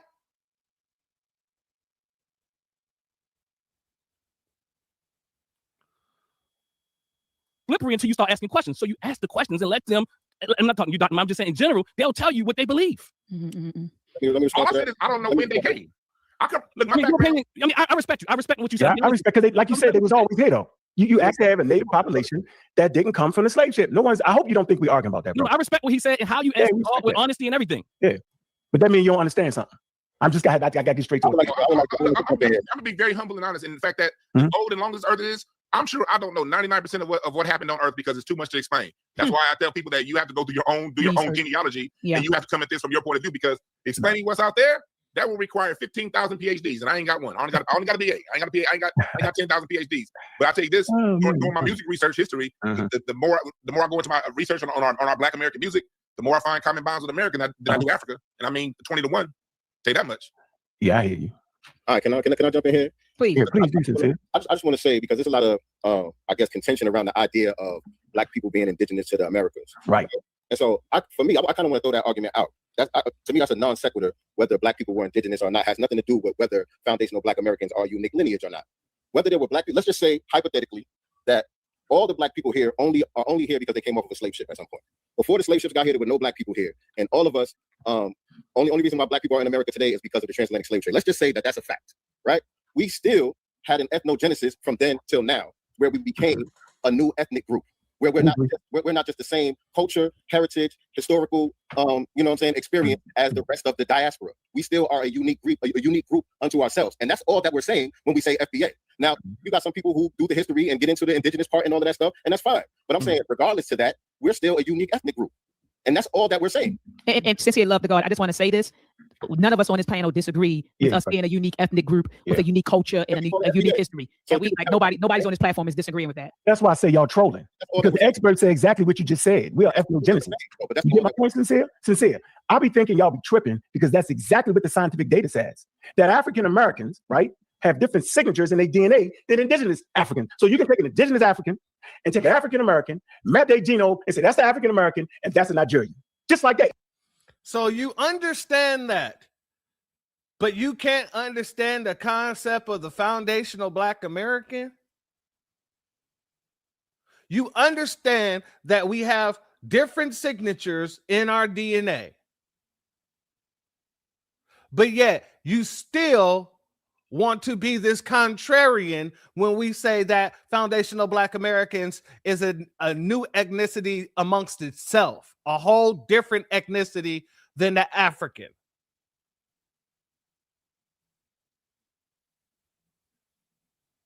That is very much so. Exactly. He's lying. They usually say we're African. Exactly. God dang, James Small was sitting there talking about his race is African.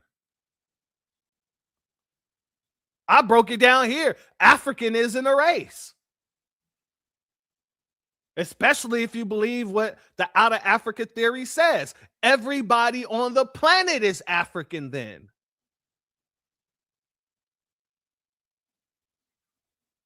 But he damn sure tried it. Let's continue.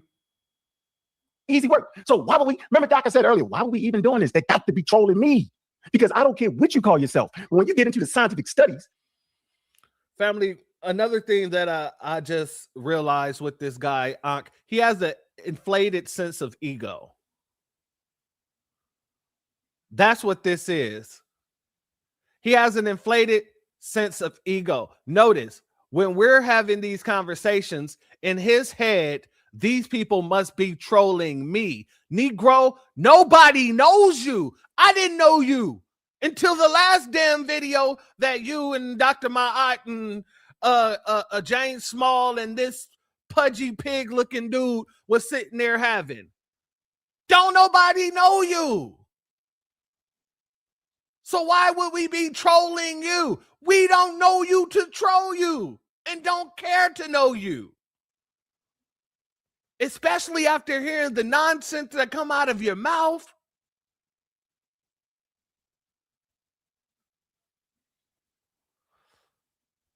It is better for a fool to be quiet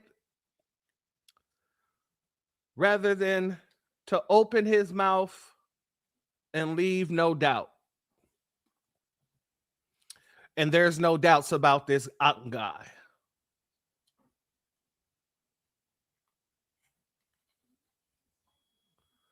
Shout out to Kim West. Thank you for being here. Out of Africa don't mean everybody is African because genes mutate. Exactly. Exactly. And that's why they say evolution, or excuse me, life might have started in Africa, but evolution took place all over the globe. And people mutated differently according to the areas in which they were. That's how these things work. But they don't think we're smart enough to know these things. Not Oswald Bates' son. Internalize the flatulation of the matter by transmitting the effervescence of the Indonesian proximity in order to further segregate the crux of my venereal infection. Shout out to you. My sister, now you called that right there. Damn near got on the same kufi. Damn near got on the same kufi. In the pseudoscientific history of something, that's when I gotta say, hold on, bro, because I'm charged with teaching a generation of African Americans, right? Scientific literacy. Ask about me. That's the leader right there, Dr. Ogamayat. We got a whole group, pseudo killers, dedicated to killing pseudoism. Y'all. No, it sounds like what you're doing is you're dedicated to pushing indoctrination. That's what it sounds like to me. That's what it sounds like to me. You're dedicated to pushing indoctrination. It isn't about being pseudo killers. Because you're actually going against first-hand accounts. You're going against first-hand accounts just because you don't like what the first-hand account says.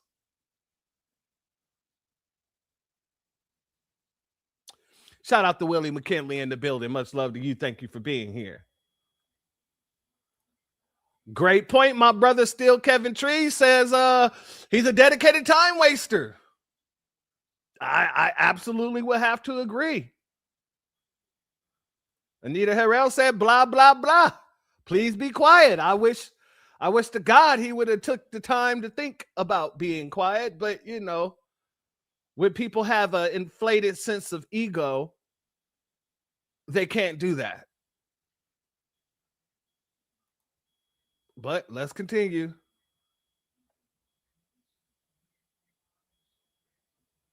On the radar, right? When y'all started the pseudo-archaeological history. You know what I'm saying? Like, yeah, you jump out there with why don't you just say it? Did you really think that there's an indigenous black people? Just say it. That way, if you say it, we can figure out how much you off and we can fix it. No problem. This ain't thinking you know everything. I'm saying it's in the daggone literature for all, what I say, foundational black African Americans. And I'm the leader.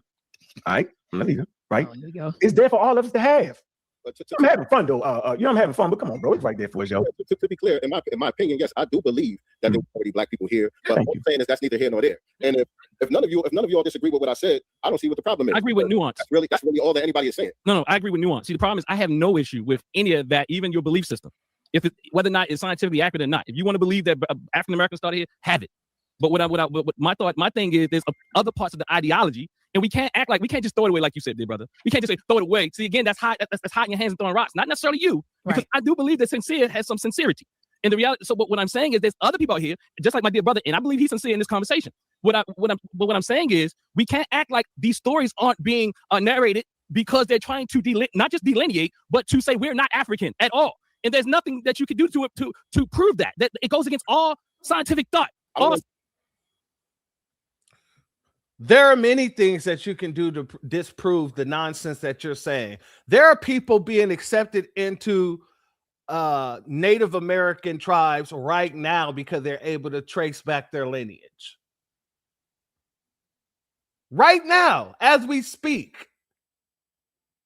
As a matter of fact, there's a book, and I'm going to see if I can pull this book up while we're playing this clip. There's a book that actually speaks about the book is called The Ancient History of the Americas. And in this book, it talks about how when the writer got to America, he got over here and he saw Black Hebrews. As a matter of fact, he went as far to say that the Hebrews in the United States, the Negro, is a unique to the Hebrew in itself. So the Negro is the Hebrew, but the African is not. And I'm going to pull that up just so I can show you guys that. Because these folks act like there is not any type of history or any type of evidence showing that we've been here. But that's their bread and butter. That's his whole bread and butter. So yeah, I can get why. Let's let him continue. Scientific evidence. It goes against everything. So everything that people say, even though you might not say it, they're saying it to build an argument. Nothing is being said that is not political. This is a socio-political movement. Address on that? Who says that? Who says what? Who says that none of us are African? We never ever been to Africa. There's too many people to say that, brother. I'll tell you who says that. I'll tell you who says that. Dane Calloway says it, and Dane Calloway feels the same way about FBA that you guys feel about FBA. Right. How about that? That's FBA, my homies. I can go call my homies out if I wanted to. But I'm saying you I heard Dougie Diamonds even. Let me call Dougie Diamonds out. I heard Dougie Diamonds out. Dougie Diamonds. Look, my grandmother told me I'm from here. This argument happens all day. You know, my great aunt, she said we was here. Like, you got to tell me that you heard this. You know what else really gets me? It's the fact that when these people talk about Africans, it's very important for them to hold on to those oral traditions, the oral history that's been passed down to the African. But when we talk about the oral history that's been given to us, the oral history that's been passed down to us, then we got to be lying. Grandma's a liar. Grandpa's a liar. That's disrespectful in itself. Completely disrespectful. So everybody else is allowed to have oral traditions and oral histories. But when our grandmothers and grandfathers, great-grandmothers, great-grandfathers tell us, hey, we are indigenous here, they got to be made to be liars? My nana ain't never lied to me. My grandfather, despite not doing some things that he said he was going to do, it was because of me. It wasn't because of him. He didn't lie. He just changed his mind. But my grandfather never lied. If he said something was the case, then guess what? That's the case. When my grandfather told me that his grandmother was Blackfoot, it was on the Trail of Tears, my grandfather has no reason to lie.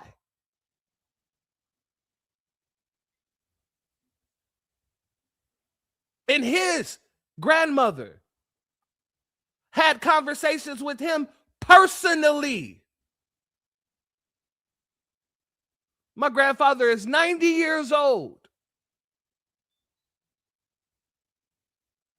90 years old. And I'm not supposed to listen to that elder, but I'm supposed to listen to these elders. Make it make sense. Make it make sense.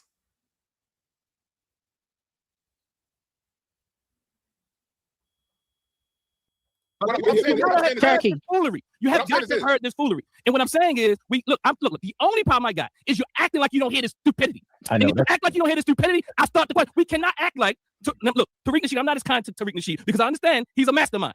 And look, we can't act like Tariq Nasheed doesn't say these points and people are parroting it. I never heard him say that. Never heard him say what. You guys, that's the part that's part of the reason why I was tripping on my show. I was like, Tariq and Dane Calloway don't get along. You guys don't get along with FBA, but Dane Calloway is the one that says we were never here. Like no, I'm telling you, Dane Calloway is. I'm saying, but he doesn't like the whole FBA. He feels the same way about FBA and the delineation movement as you guys do. Y'all guys agree with Dane Calloway, but Dane Calloway says that we've never been here. I'm saying I don't know where we came. Whatever it takes. The one I don't agree with Dane Calloway. No, not you. I'm not saying these dudes saying that everything that's said about FBA is everything Dane Calloway says about FBA. That's what I'm saying. I don't listen to Dane Calloway. Juan, listen, Dan Calloway, we caught him. He run for me 100 miles an hour. Listen, we've been finished his career. I can't believe people be listening to him. All I am saying is you cannot act as if there's not a lot of look, I'm on the internet all day, and what happens is there's variation of this thought. And then some people say we've never been here. Some people say, well, we had ethnogenesis. It's a variety of babble that's going on. I mean, it's a whole language that comes with this identity. So as you just said, and you just admitted out your own damn mouth that there are multitudes of thought on this. Some people believe that we've never been African. Some people believe that some Africans were brought here, and once they were brought here, they intermingled, and that's how you created the new people. Others, some people, even believe that goddamn Africa wasn't the start of life, it was America. But does that change their lineage at all? No, it doesn't. What that person believes does not change the fact that they're still indigenous to the Americas. There would be no Americas here if we never built America. So that alone make us indigenous. At the end of the day, what, let's just say, Hula Gang believe happened in history doesn't change what Hula Gang actually is ethnically. I might not agree. Hula Gang might believe that everybody stemmed from the egg out of a dragon's ass. I may believe that, god dang it, everybody came about by crawling off of the back of a turtle. Kevin might believe that everything started by us crawling out of the dirt and raising our hands to the skies like a flower. None of that changes our ethnicity. We still know that we're foundational Black Americans, and the ideologies are just different. I believe this happened this way. You believe it happened that way. He believes it happens another way. We don't have to agree with that at all to know that we are all still foundational Black Americans. So the ideology and the ideology, these things are two different situations. The identification of who we are versus the ideology of what people think has no merit on the actual identity of who we are here in America. See, you try to make it about ideology because Pan-Africanism is an ideology. And you can't argue Pan-Africanism against lineage unless you try to make the lineage look like an ideology, like Pan-Africanism is an ideology. And that's why we keep calling y'all out. You folks think we're stupid. And we are incredibly well versed. Many of us have not only did the research, but we stand on that research. And many of you just say shit without any real ties to anything to prove anything you're saying. And even when you say the science isn't as definitive as the Pan-African. The Pan-African is the most definitive thing I've seen thus far. The science has never said that we've definitively come from Africa.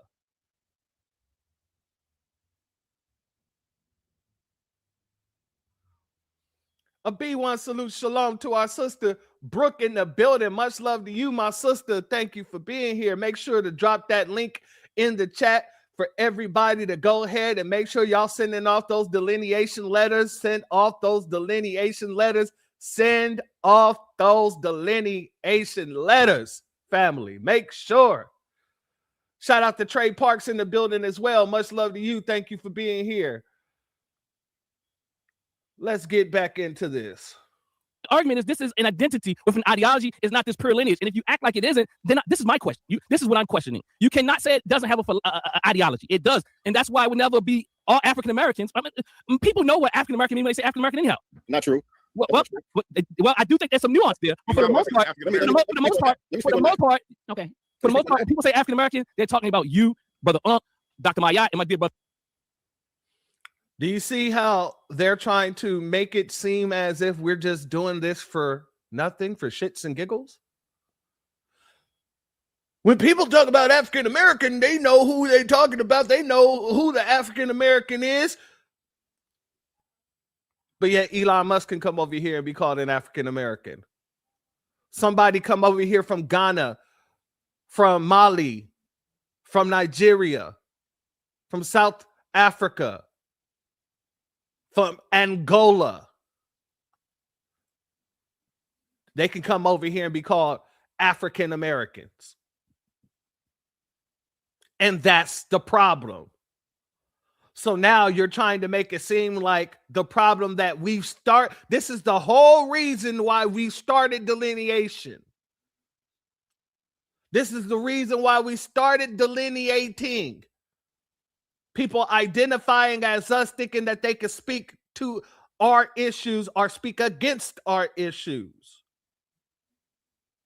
But this Oswald Drewski looking dude is trying to convince us that what we see ain't what we see. The reason why we started delineating isn't the real reason why we just started delineating. As if people aren't getting into colleges by saying they're African American and they ain't nowhere near African American. Like Mindy Kunis, or I don't remember her name, but the little Indian broad, like her brother didn't get into college on a scholarship for African Americans. Like Mundani didn't try to go to college off of an African American scholarship. But yet he wants to convince you that people know who the African American is when they speak on the African American.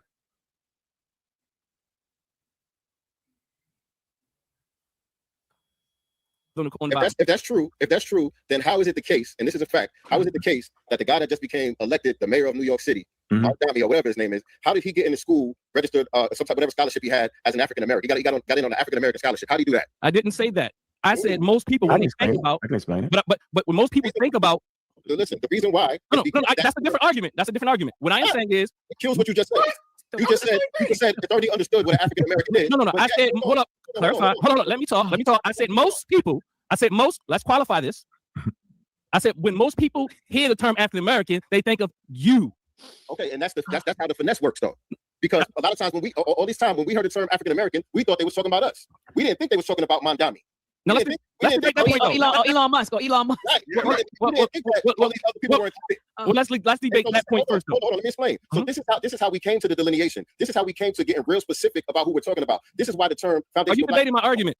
This is how. No, are you debating my argument? If debate my argument, then go on and teach. I get it. I'm not disagreeing with you. That's what I'm saying. You're saying something for nothing. Are you saying that most people who think about African American, the term African American, don't think about you? You gotta debate the argument. This is about business. This ain't about right. Okay. Exactly. Thank you, Dewan, once again for stepping in on it. This isn't about the thinking, it's about the business. I don't care what people think about when they think about African American. I care about where the resources for foundational Black Americans are going. And it's not going to us. It's going to people who are cosplaying us. They ran around here trying to convince us that Kamala Harris was a Black woman. But yet you're trying to tell us what we're thinking, our way of thinking is flawed? We're seeing it in real time. All to do what? For them to get a leg up. From them to get some sort of support.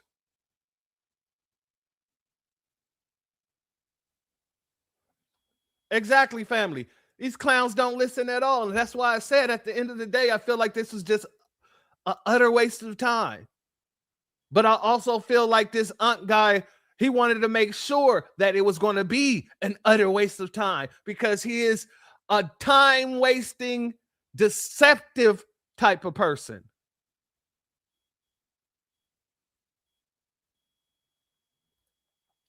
Shout out to Aquarius Mommy. Kamami ain't Black. Exactly. But let this Drewski Koofy looking dude over here tell it. Oh, she's Black. She's just not Black American. She's just not African American. And they know she's not African American. Then why the hell is she running around here talking about how she prepared greens? That's a foundational Black American thing.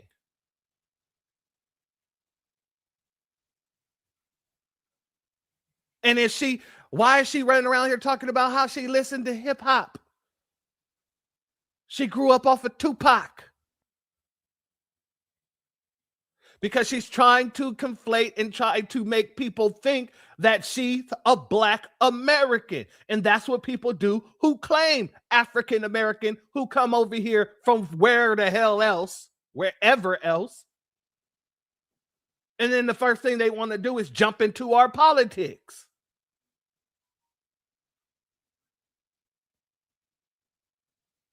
Let's continue. Let me play this up real quick.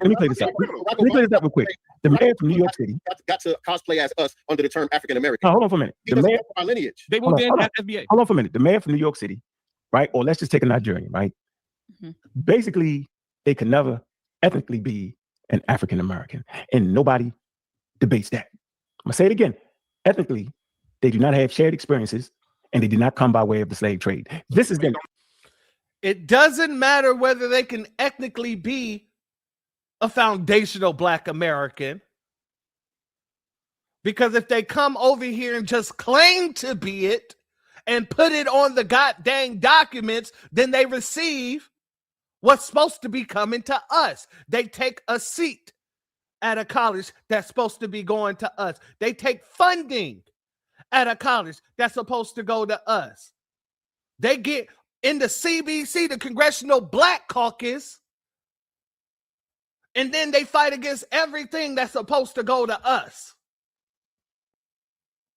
while having a Caribbean caucus,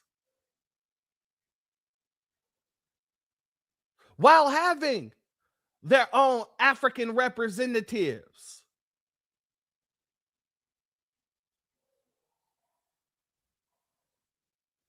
So what does it matter if they can actually ethnically become African American if they don't need to be ethnically African American to leech off the benefits for the African American. Do you see how this works?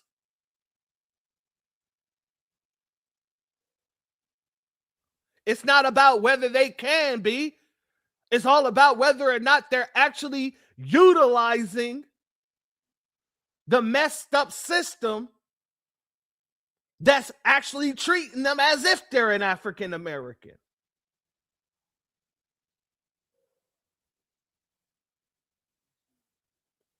Shout out to Apollo. Thank you for being here, family. Much love to you. And shout out for this comment here. This is how they, the enemy, erase our lineage, our people. Exactly. This is basically, they're wanting us to participate in self-erasure. They're wanting us to participate in self-erasure, and we're telling everyone no. Shout out to Hurricane. He said it's so simple, yet they're so thick-headed. Yep. Yep, absolutely. Like I said, no one can ever convince me that Goofy is for that Goofy is for us as a people. No way, can't be. I agree with you, my brother. Shout out to Legit Hustle. Absolutely. Let's continue. Academic document. This is in academics. So anybody that's going to give you reparations, they know this. Now, in a broad sense, second generation, right? If they so choose, right, they can consider themselves Nigerian American, Black American, or African American. But ethnically, I'm gonna say this it's got to be important. They can never be considered African Americans, and nobody's that crazy to consider them that. And I think that's an important distinction here, and I never hear y'all say that. Let me ask you a question based on what you just said. Are you saying? I just want to be clear that I'm understanding you correctly. Right. Are you saying if tomorrow they said, okay, we're going to give reparations to African Americans? That's right. Are you saying if they did that tomorrow, then Babatunde wouldn't be qualified under that term right there? They're going to make you submit your DNA, and your DNA is going to. The same thing. No, it's not. No. Now, I want you all to understand what this man is about to say. This man is saying the way that they're going to make sure that people who aren't supposed to be receiving reparations aren't receiving them is by taking your DNA, and they're going to be able to tell whether you're from here or not. When, as I already explained to you, family, that's not how DNA works. This man just said earlier that DNA don't tell you what tribe you come from, but yet he's telling you that DNA can tell you who's from America and who's a descendant of a slave versus who is it. Let's go in. The way I get feelings. You cut me off. You cut me off, but you're going to miss a beautiful thing right here. I'll go. I want to hear this beautiful I thing. am telling you, if I had trillions of dollars to give African Americans, I don't give a damn who call themselves African Americans. I got the trillions of dollars. I'm going to use the available historical information, couple it with genetics, and that's how you will get paid. So you can run around here, really a Nigerian American, your second generation kids are we African American culture, hip hop. So what? Ethnically, you will never be an African American because your ancestors did not go through the transcontinental slave trade that put you in America. Your genetics say that you're from Nigeria. We can see it right here in the DNA. DNA talks and bullshit walk. That's why I said y'all be playing with us. Y'all fooling us, man. Look, and I get it, but here's the issue.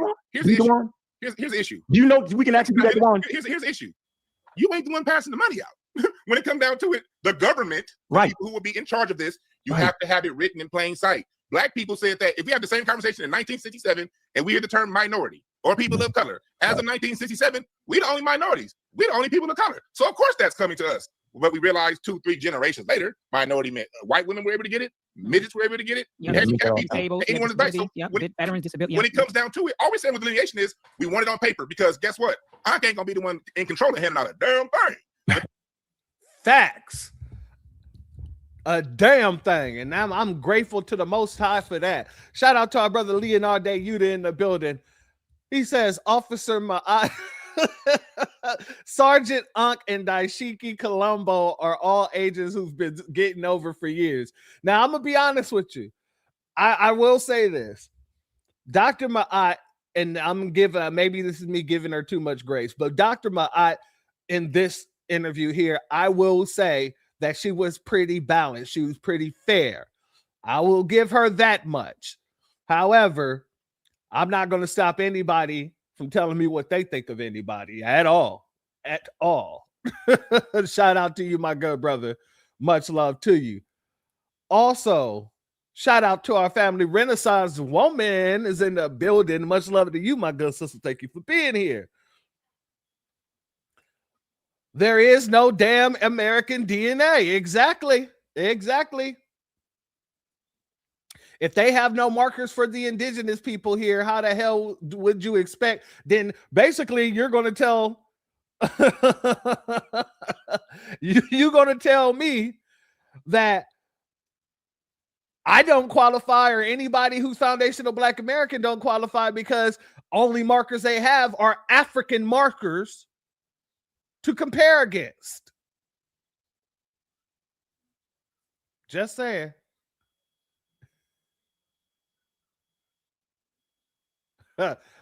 Hurricane said, I disagree, but all good. I agree. I feel you. I feel you. I'm not here to force anybody to think like me at all. This is a conversation.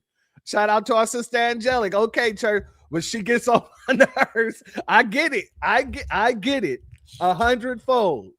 You know, I'm not going to say what she is and what she isn't. I'm just saying, from my assessment on this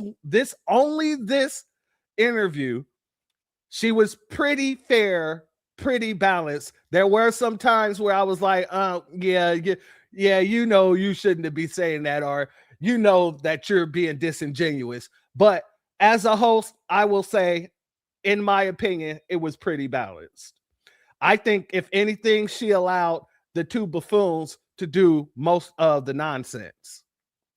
But that's just my opinion. Take it with a grain of salt. Let's continue. People in control of handing things out, they know what it is. But every time in the past, going back to the civil rights movement of 1868, when they made benefits to 13, 14 to 50 million for Black people, the Supreme Court said, oh, corporations can use it. Every time from 1868 to 1968 to right now, whenever they do something, if things are not spelled out in fine detail in that to the letter of the law, if it's just something that we all feel, we all think, what I would do, when it happens to that, the government comes in and be like, okay, that's what you do? Well, I'm not you. Come on, everybody else, and get some of these benefits. So you didn't hear what I was saying then? So you didn't understand what I said. Let me say it again. What you said. Don't. So Dewan, what did he say? What did he say? No, Dewan didn't understand what I said. No, we just heard you. The whole point of saying this, it ain't about you. You don't have to say it again. We heard you. I asked him to explain. What did he hear? Again? No, what did he hear from you? Because you said, Dewan, you don't understand. Yeah, I'm giving him an opportunity to say what he thought. Yeah, do it again, Dewan, so we can really get, because you're in the field right now. You said what I would do. We all know what an African American is. We all know that we have to go to the DNA. You said DNA, right? You said we have to go to the paperwork, right? One thing Sincere and people in the FBA understand is, in order for the government to do it, you got to have that spelled out before it gets put into action. You got to specifically state who gets what. If there's any gray area, the people that's handing out the money, which are not you, they're going to take whatever caveat they can take to give to someone else. The reason why we have handicap stalls is because that was civil rights money that was meant for Black people. Title IX exists, women's athletics, because that was civil rights money meant for Black people. But since it wasn't spelled out, since it was suggested, minorities, people of color, when the federal money went to the states got, we learned from Dr. Carl Anderson, who wrote the bill, by the way, that the states got to choose who get the money. So since it was not specifically talked about the Negro, Black American who was here, since it was just a caveat, minority or people of colors, midgets, handicapped people, women, people from Nigeria, people from Tonga, people from across the world got what my grandparents fought for me. Like, exactly. I'm not even going to put anything extra on what Dewan said, because that was, like I said, this dude got cooked. This is just a cooking session in my eyes, to be honest with you. I need to get Dewan a chef's hat, because he cooked this food masterfully. You dig what I'm saying? And I'm going to be honest with you. My sister Anita asks, is old dude with the glasses a non-FBA? I'm not sure if he's FBA or not. But one thing I am sure of is he trying to protect some sort of access that he has, whether it's interracial sexual access, or whether it's just access to federal funding for Pan-Africanism, or is access to, I don't know, land over there, whatever the situation may have you. Many of these people have some sort of tie over there, and that's why they go so damn hard for it. I know that 100-fold. Dr. Ma'at is going to actually speak on that in a little bit later about how she has businesses over there and she do business and things like that over there. So it's the very same thing with James Small. Many of these folks have business dealings on that side, and that's why they become willfully obtuse until they get called out. The shout out to our sister Anita Harrell for that. Let's go here. Like I said, you didn't understand what I said, because I never said if it was me. I'm gonna change what I said real quick. But go ahead. What I said was, and I used myself as an example, meaning I am the government with trillions of dollars. Let me put it this way: I have trillions of dollars. I'm not just giving my trillions of dollars away, which is not the same about what you're talking about. They give trillions of dollars away every day. Not what we listen. What I'm saying is they're gonna have a method for calculating who's who. They have it. In the 60s, they didn't have that. That's not the same conversation with minorities and women and all that. You conflating the two items. That's a whole different thing. Where I'm from, we call that flip-flaming. So I want to stay right on the course of things. I am telling you that DNA has already made the distinction between a continental African and an African that went through the slave trade and developed the culture that we now call African American. It's already in your DNA. The DNA speaks. Now, my point is, let's just say they decide to give it to everybody. Then at that point, I ain't snitching. I don't care. Because did y'all catch that, family? So this is what it's really about, ain't it? Now, my point is, let's just say they decide to give it to everybody. Then at that point, I ain't snitching. I don't care. Because if you really want to talk about it, colonial powers put destruction on Africa and Africans everywhere. So then the point would be, why the hell would you care what some white people did with their money? If they decide to pay everybody, why would you even care? They ain't taking no. Get your man. All right. Nigga, please. Did you take a stupid pill with your breakfast this morning, Admiral?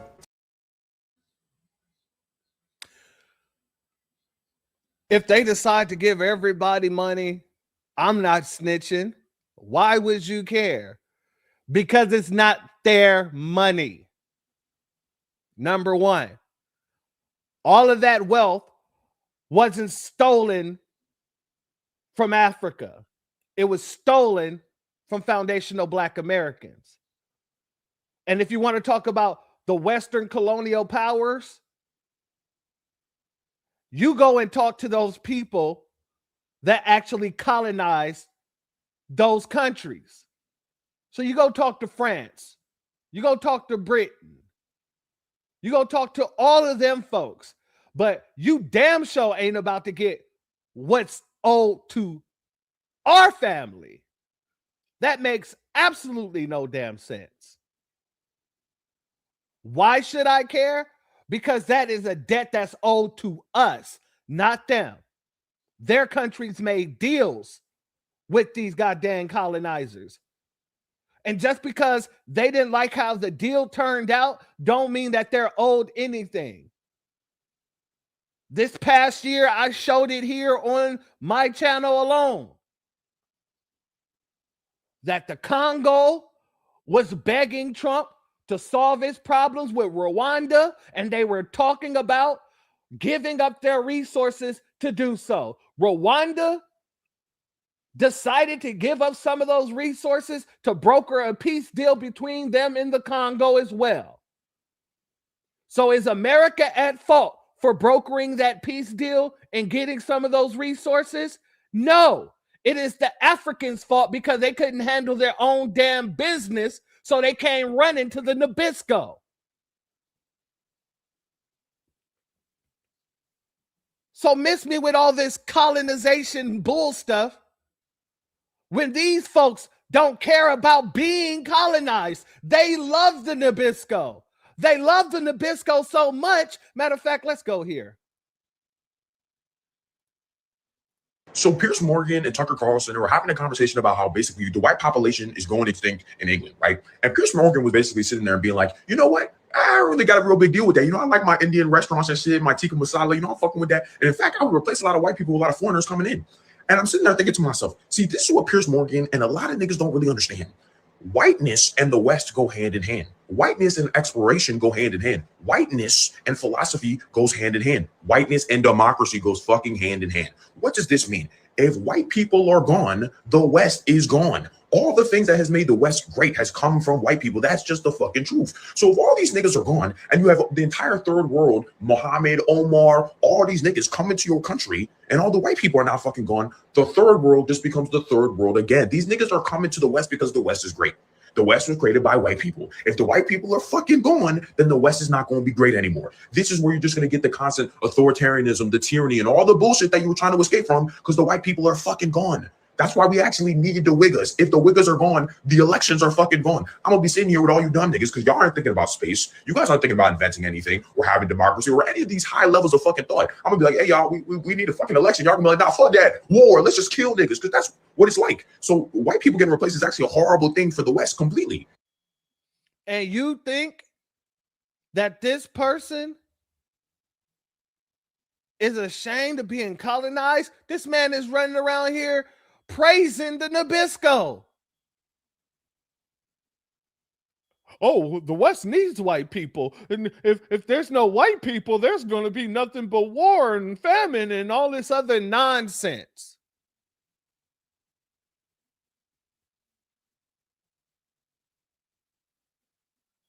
Shout out Scooby's mom in the building, Stacy. Shout out to you, my sister. Thank you for being here. Much love to you as always, my good sister. But yet, they want to talk to us about them getting paid our reparations money when these people run around like this. No, they're happy the Nabisco colonized them. They're very happy. We're the ones that's never been colonized. We're the ones who stood 10 toes on business the whole time. So when we're talking about our reparations, guess what? That's not including them or anybody else around the damn globe who signed on to their bullshit deal that they signed on to with the Nabisco. Just because they got a bad deal, that ain't got nothing to do with us. Shout out to Nightfall Drops in the building. Much love to you. Thank you for being here, family. Much love. Shout out to our sister Angelic as well. Now we see why Africa is in the condition that it's in. A bunch of weirdos over here, over there like this. Exactly. Exactly. Shout out to our sister Bad. Why would FBAs want him as a friend? More like enemy. Exactly. Exactly. Shout out to our sister Black Spider in the building. Much love to you. Thank you for being here, my good sister. As always, it is my pleasure. I think that bushmeat affects their behavior. I'm just saying, there is no getting through to them. Hey, you know what? That may be a factor, because, these animals in the wild, they tend to have a lot of different type of, situations there. And the body might not be able to break down some of it. They might be sending some shit for brains to their brains off of that bushmeat. That's a good point there. That's a good point. Bushmeat will make you do weird things. Like try to carry it through customs. Exactly. And the meat's not tested or nothing like that. Yeah. That's a good point. The parasites. Exactly. Exactly. So they might have parasites in their brain. That's why they can't do nothing but be parasites. Parasitic.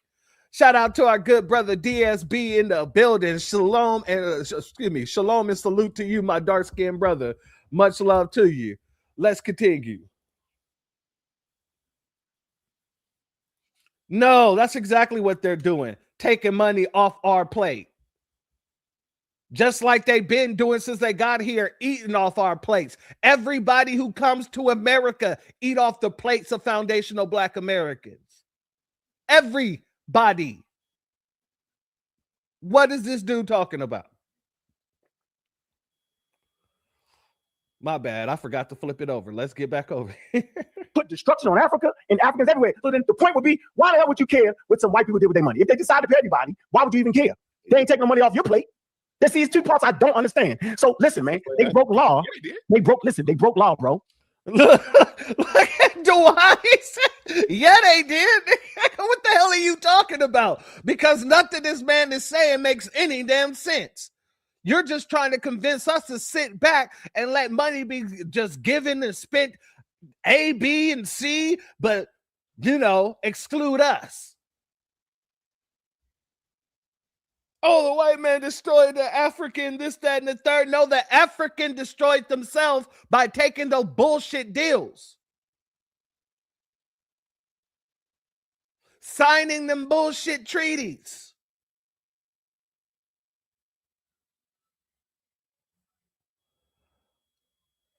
Shout out to our sister Bad 72, because that's exactly what I want to act this dude. You smoke crack, don't you? Look at me, boy. Don't you smoke crack? God dang, man, I need to tell this. Somebody needs to tell this dude, if you're going to kill yourself, don't fuck around with it. Do it expeditiously.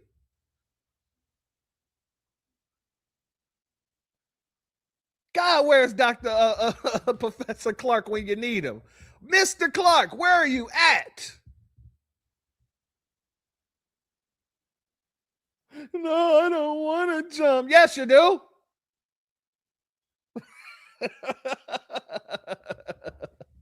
They used to call me Crazy Joe. Now they call me Batman. Shout out to Morgan Freeman for that. That was a great damn movie. Let's continue. Right? Listen, they kidnapped us first. You got to kidnap a person to enslave them, which is illegal. Kidnapping is illegal in the Bible. Kidnapping is illegal in Rome, in Greece. Slavery is legal in the Bible, and slavery is legal in Rome, and slavery is legal everywhere. So they kidnapped us illegally, then they enslaved us, right? They made us a part of the largest forced migration, okay? To your understanding, I will say that, yes, the kidnapping did happen. But they kidnapped the indigenous people here first. Taking somebody beyond their will is kidnapping. So enslaving anybody, yeah, all that started here. Now, for the people who got sold, let me say that again. For the people who got sold, that's a different matter, because you then have to speak about the people who sold them. And that's why you're sitting here talking about kidnapped. We got kidnapped. It was kidnapping. No. They were sold. And you don't want to speak about the fact that they were sold because you're trying to put this victimized story on a group of people who for generations didn't give a damn about being victims. They gave a damn about being the victimizers.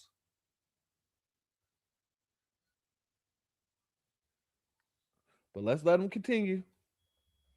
We the gift that keeps giving. All right. We are the foundation. See, you hear that word? Of the global economy. And everybody knows this, bro. You don't need a master's degree to recognize that African Americans are FBA. So whenever you say FBA, you're talking about the damn African Americans. So if you know that our labor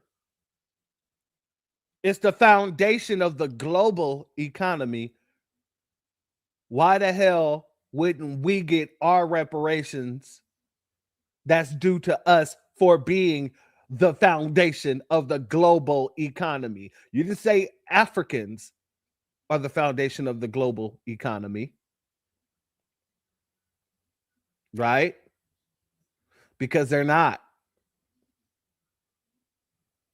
And contrary to popular belief, all those countries that got the Nabisco in it, getting their resources, they have contracts with those people. They have contracts with the Chinaman. They have contracts with the Nabisco. They have contracts with the Indian.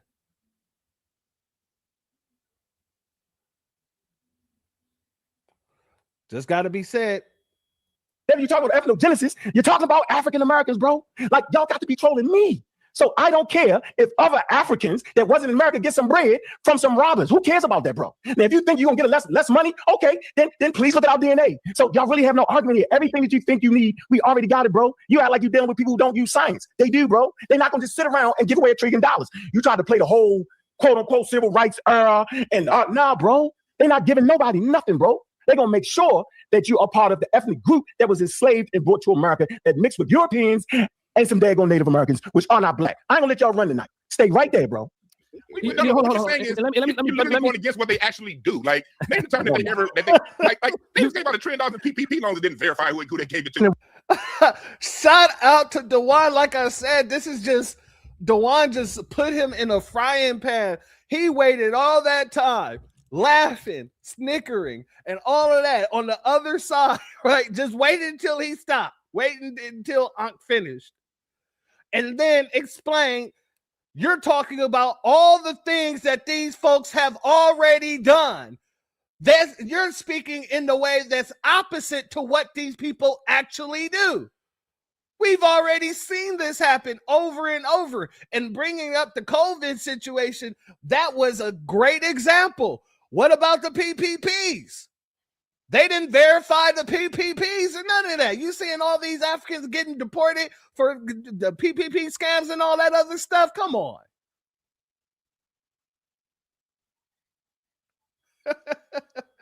Oh, that was beautiful. That was beautiful.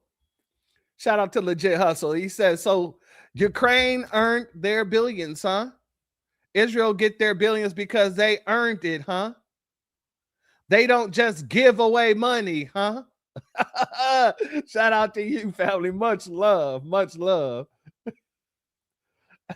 Hurricane said, right, this is literally the history of the United States government. Exactly. Exactly. Exactly. Shout out to Hebrew Native. Thank you. It started with us first. We were prisoners of war. Enslaved means kidnapped, freed people. Not sold. Held captive by force. FBAs were sold and never paid either. 2 crimes. I absolutely agree with you, family. I agree with you. Let's continue. Why would you care? Well, the reality is, it still doesn't make sense, though. It still doesn't make sense. The global economy. And everybody knows this, bro. You don't need a master's degree to recognize that African Americans are FBA. So whenever you say FBA, you're talking about the damn African Americans. Whenever you talk about ethnogenesis, you're talking about African Americans, bro. Like, y'all got to be trolling me. So I don't care if other Africans that wasn't in America get some bread from some robbers. Who cares about that, bro? Now, if you think you're gonna get less money, okay, then please look at our DNA. So y'all really have no argument here. Everything that you think you need, we already got it, bro. You act like you're dealing with people who don't use science. They do, bro. They're not gonna just sit around and give away $1 trillion. You try to play the whole quote unquote civil rights era and nah, bro. They're not giving nobody nothing, bro. They're gonna make sure that you are part of the ethnic group that was enslaved and brought to America that mixed with Europeans and some daggone Native Americans, which are not black. I ain't gonna let y'all run tonight. Stay right there, bro. What you're saying is you're literally going against what they actually do. Like, name the time that they ever, that they just gave out $1 trillion in PPP loans and didn't verify who they gave it to. And why would you care? Well, the reality is, it still doesn't make sense, though. It still doesn't make sense because what? And why would you care? What do you mean, why would I care? Because that is money that could have gone to us for our reparations claim. This why would you care situation. He's trying to make us feel like we shouldn't be blocking Africans from partaking in a goddamn grievance that belongs only to us. Hell no. We're not stepping to the side just to let people just walk their way on into our grievance. And he's looking like he really ate on that. You didn't eat. You look stupid. And you sound stupid. And you sound like somebody that nobody should be listening to, nor giving any attention to. And if it wasn't for this situation being a learning experience for those who might catch this on a playback later, especially the youth, I wouldn't be giving you this much attention. Dewan already towed you up left, right, side to side, up and down. So I really didn't feel like I needed to do this just to correct you, because he did a masterful job doing that. But if it wasn't for me wanting to make sure that the youth know what stupidity looks like, what someone who is trying to convince you to go against your interests to give everyone else a leg up, I wouldn't even give you the time of day. Shout out to Hurricane IQ for this. Says, now I see why scam Africanists can be accused of skipping U.S. history, because this is just ugh. I feel you 100-fold. And B1 salute and shalom to our sister Starte Jones. I just got to say that one more again if I didn't say it before.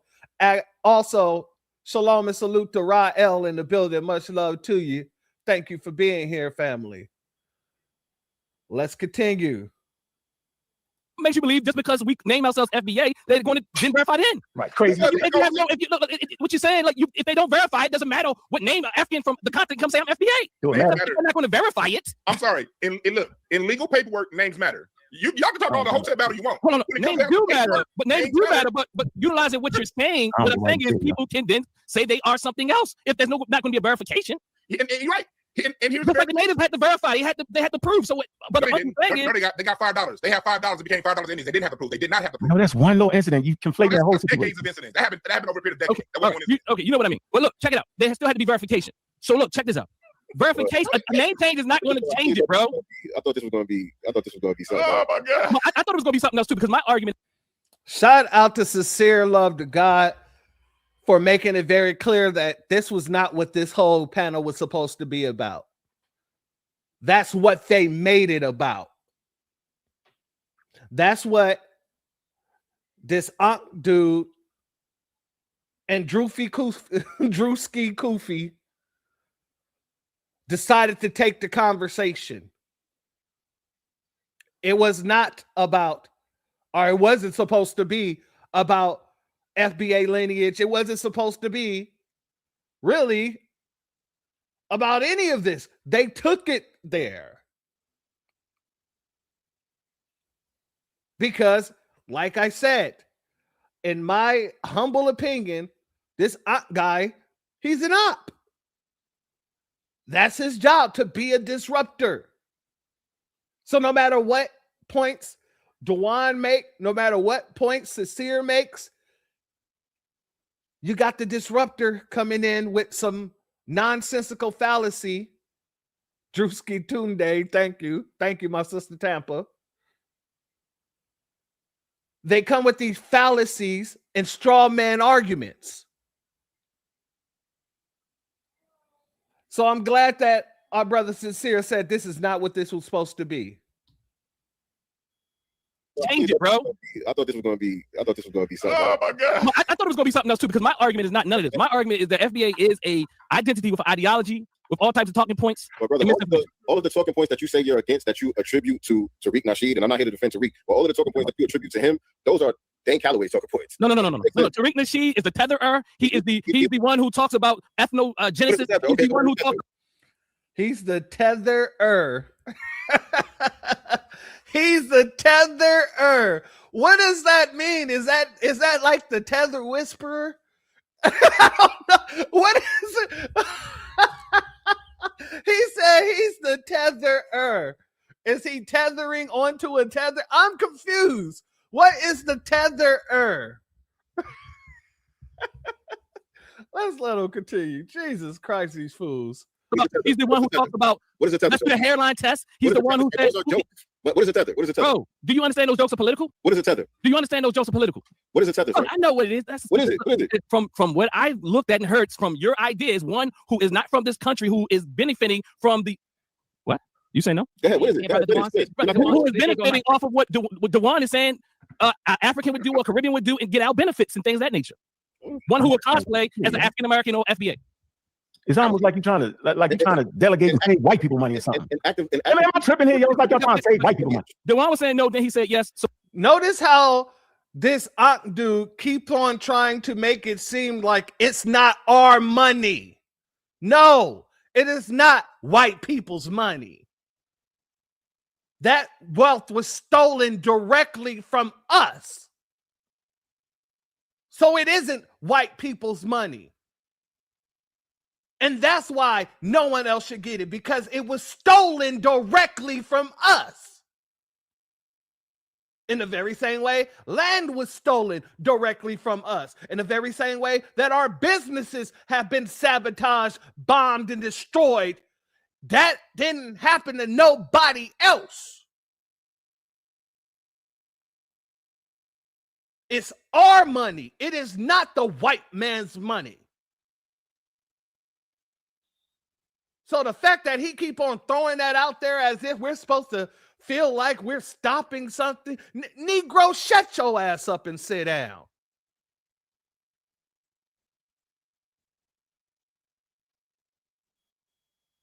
Exactly, the Freedmen's Bank. All the damn money that was stolen from us, and you want to sit here and talk about it's their money? Are you smoking crack? See, this is where these goddamn Africans believe everything leads back to the Nabisco. We didn't help them get here. It was the white man that allowed them into this country. We're not paying our tax money in order to help them with benefits. It's the white man doing all of this. That's exactly what this fool is saying.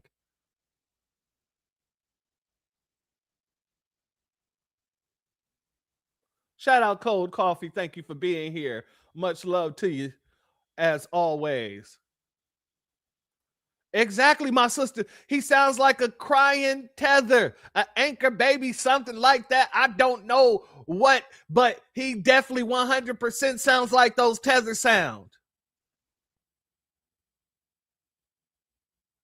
Shalom and salute to our brother Damon Reeves in the building. Much love to you, my good brother. Thank you for being here. No, go ahead, Dewan. So what part did he get wrong? Dewan, are you trying to take white people money or something, yo? I want to answer this question. He does not let that point go. You're trying to save white people's money. Family, like I said, this is all a tactic. Shout out to our brother AO. He sounds like an old bitter botch. An old bitter botch. And you know how Jason Black says it. You got to watch these old niggas. But we're going to switch that up a little bit today just for this man's a whole situation. You got to watch those old bitter botches. Because we're definitely looking at one. And my aunt doesn't correct him either.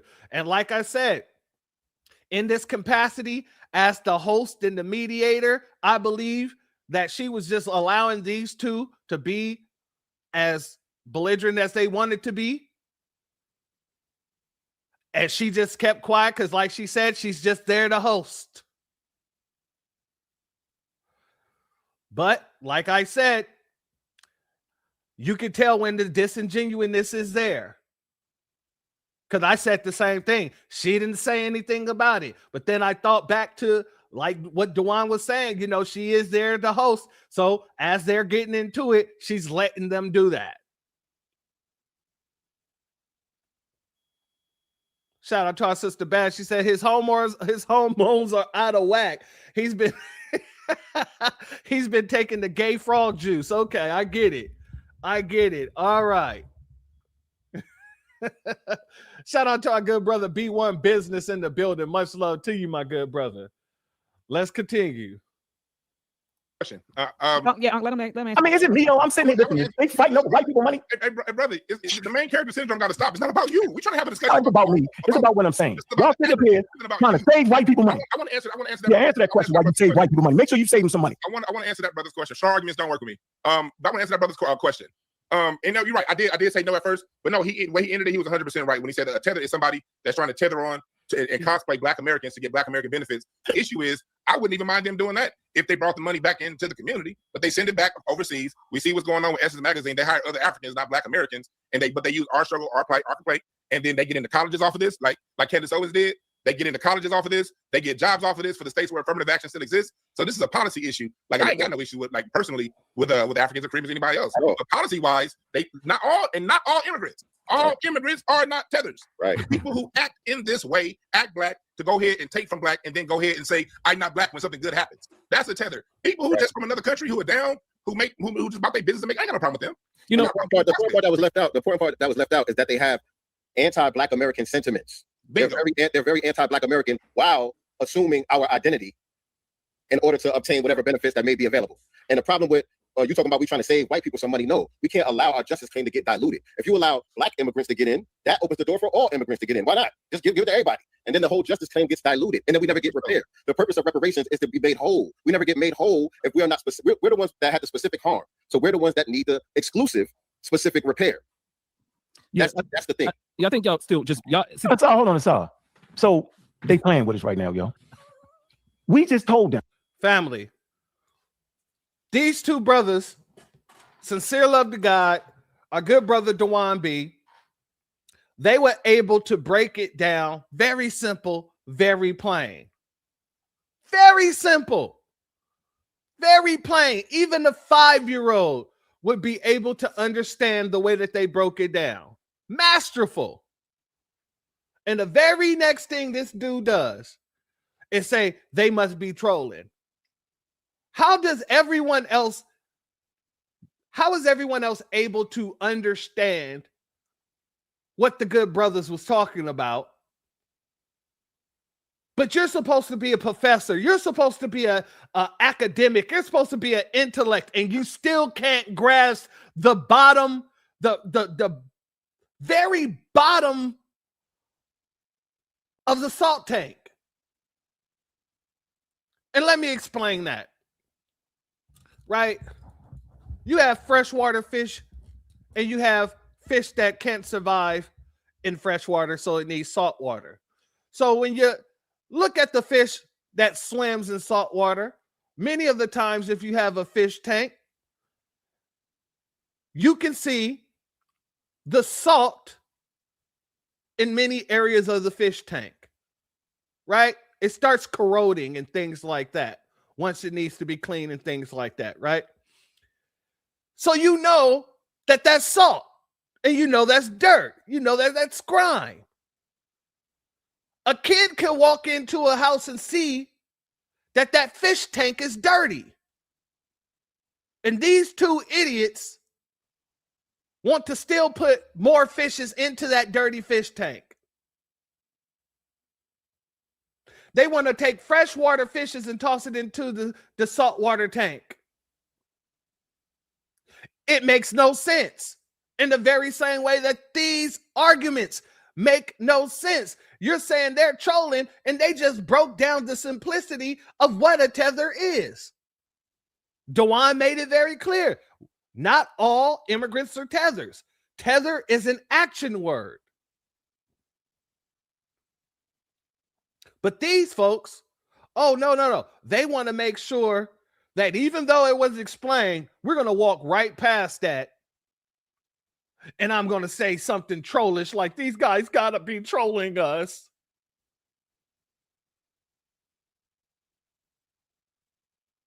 Like I said, this guy is here as a disruptor. He's not here for an honest conversation.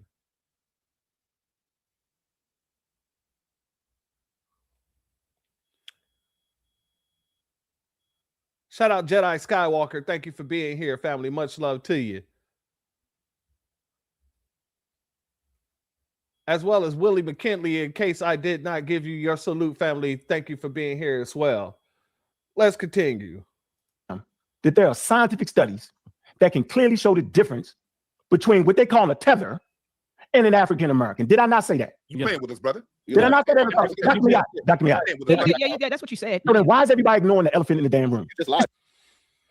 All right. Since you want to say that's the elephant in the room, they have DNA studies that show you're different from a tether, the African American from the tether, but yet you just said that it doesn't tell you what tribe you're from. And then you also go around and say what?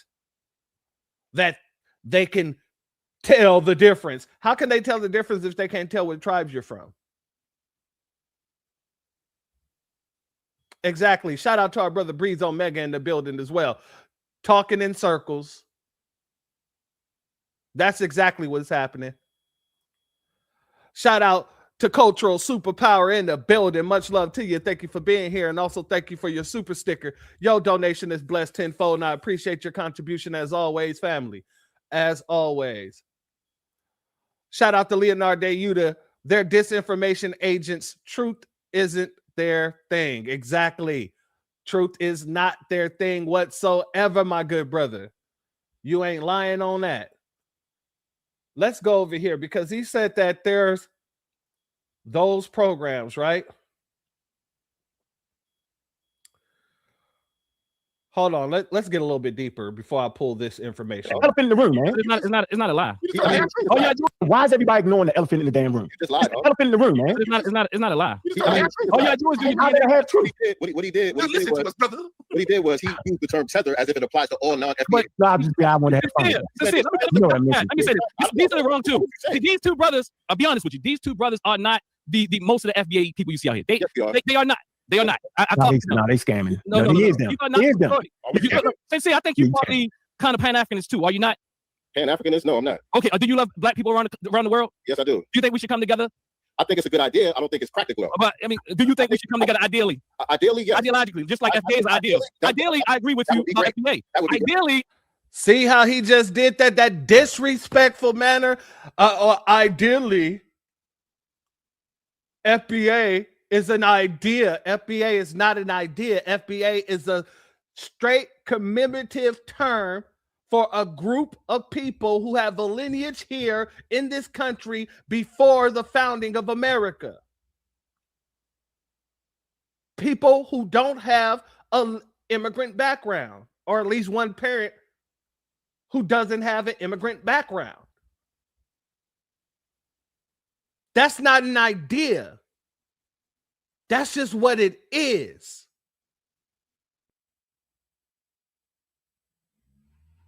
But like I said, he's trying to conflate FBA with Pan-Africanism because you can't put an idea, an ideology versus a lineage. It'll lose every damn time. But no matter what you choose to be as a foundational Black American, whether you choose to be Pan-African or whether you choose not to be Pan-African, if you choose to be bilingual or not choose to be bilingual, you're still foundational Black American. When you go to sleep, you're a foundational Black American. When you wake up, you're a foundational Black American. If you choose to wear a red dress, you're a foundational Black American. If you choose to wear a white dress, you're a foundational Black American. If you choose to wear a black jumpsuit, you're a foundational Black American. If you choose to wear khakis and a white tee with the Chuck Taylors, you're still a foundational Black American. Pan-Africanism is the idea, and not really a good one. Because even though we would want all Black folks to be successful and get along and all this other stuff and be well off, that is an impractical ideology, especially where you have the whole of Africa fighting amongst each other. We're talking about practicality. And you're trying to make FBA synonymous with ideology, so we can't talk about that practicality. And this is why these folks are being looked at the way they're being looked at. This is why a lot of their credibility is going to the wayside.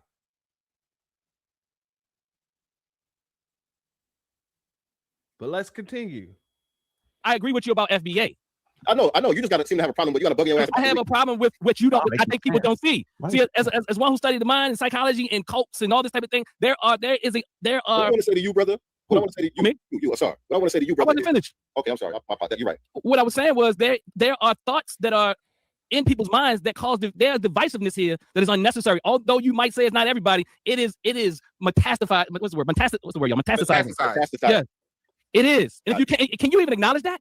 What's being divided? You said divisiveness. What's being divided? Brother, look in the chat. Look, I didn't even look at the chat yet. I guarantee you the chat. Read the chat. Read the chat. Forget about the chat. What's being divided? What's being divided by our Look, hold on, man. I'm never gonna let y'all get away with this. Hold on. Why do we keep saying that there are not scientific tools that can separate an indigenous Nigerian or an indigenous West African from an African American?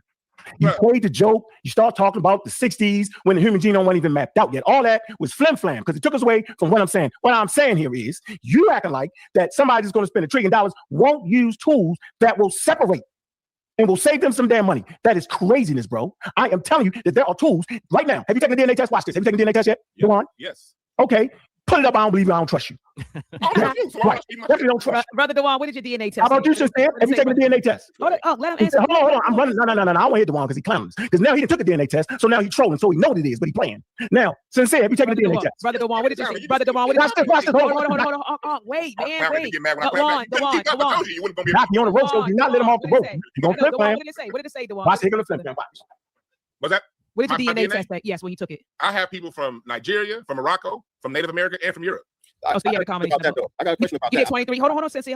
So you did 23andMe, Brother Dewan? I did Ancestry, and I also did Ancestry genealogy, and I got paperwork. You know, I can actually show you. You showed the DNA test. I can actually. I don't trust you.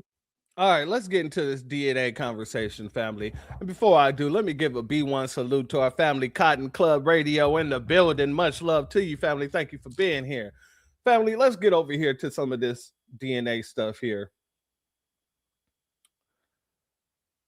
Let's get into it. All right, so you can look all this stuff up. You could type it into Google. Really, there's so much more information that I could show you here, but in the interest of time, I'm going to do it this way. I put 23andMe doesn't tell you where you came from.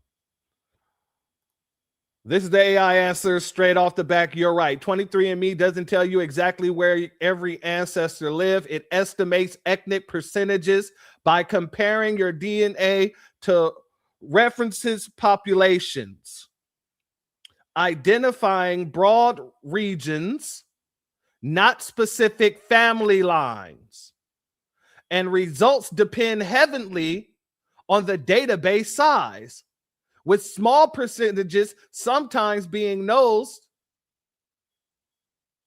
or due to genetic similarities in areas like Europe. Nose, I said nose, I meant noise, excuse me. Noise due to the genetic similarities in areas like Europe. The where part comes from crowdsourced data from other users who recent ancestors lived in specific places, meaning results improve with more testing and can shift as databases grow, but their probabilities, not definitive records of your family's every migration. That's just one. Hold on, family. Let's get into it. And shout out to Hurricane IQ for this right here. Based on what we know about these companies, why would they trust the results from them other than for confirmation bias? Great point, my good brother. Great point. Let's continue, shall we? On this one here, I put DNA company says home testing is for entertainment purposes. And once again, it says, yes, DNA testing companies often market their home kits for fun, ancestry, and lifestyle insights. But scientists and health experts caution the health-related results should be treated as entertainment or general interest, not medical advice. due to accuracy issues, lack of clinical validation, and the influence of life/environment, with ancestral results generally being more reliable than health predictions. Companies use phrases like entertainment genetics or position tests as fun, sometimes to navigate regulations. But users should know these aren't substitutes for professional medical guidance. So, what are we saying here? That DNA testing from home kits, very more specifically, is an entertainment business. It's just there for fun. It's just there for play. It is not definitive, nor does it tell you where your people are from. Now, I want to play a few clips here. Give me 1 second. Let me pull this down.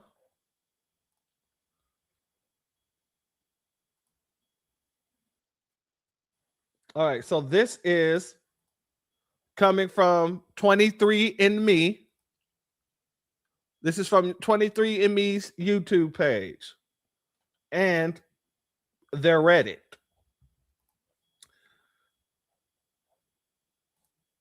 I'm going to go ahead and speed this up a little bit. Like I said, we got to put this shit to bed today. You don't descend genetically from all your ancestors. The human genome is made up of more than 3 billion base pairs, the nucleic acids that bind to one another to form the double helix structure of DNA. There are only 4 types of base pairs. Adenine always pairs with thymine, and cytosine always pairs with guanine.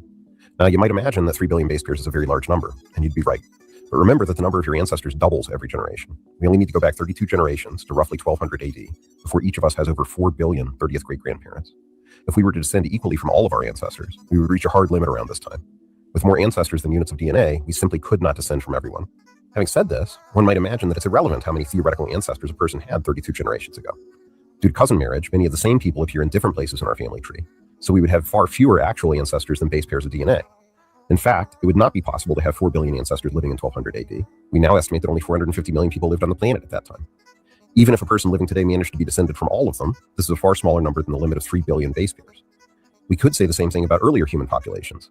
No matter how far we go back in time, there would be fewer people living on the planet than there are base pairs in our genomes. Those individual ancestors would appear over and over again in our ancestry, distributed over many different parts of our family trees. Therefore, we should still be able to get genetic material from all of those ancestors. But this is not how human descent works.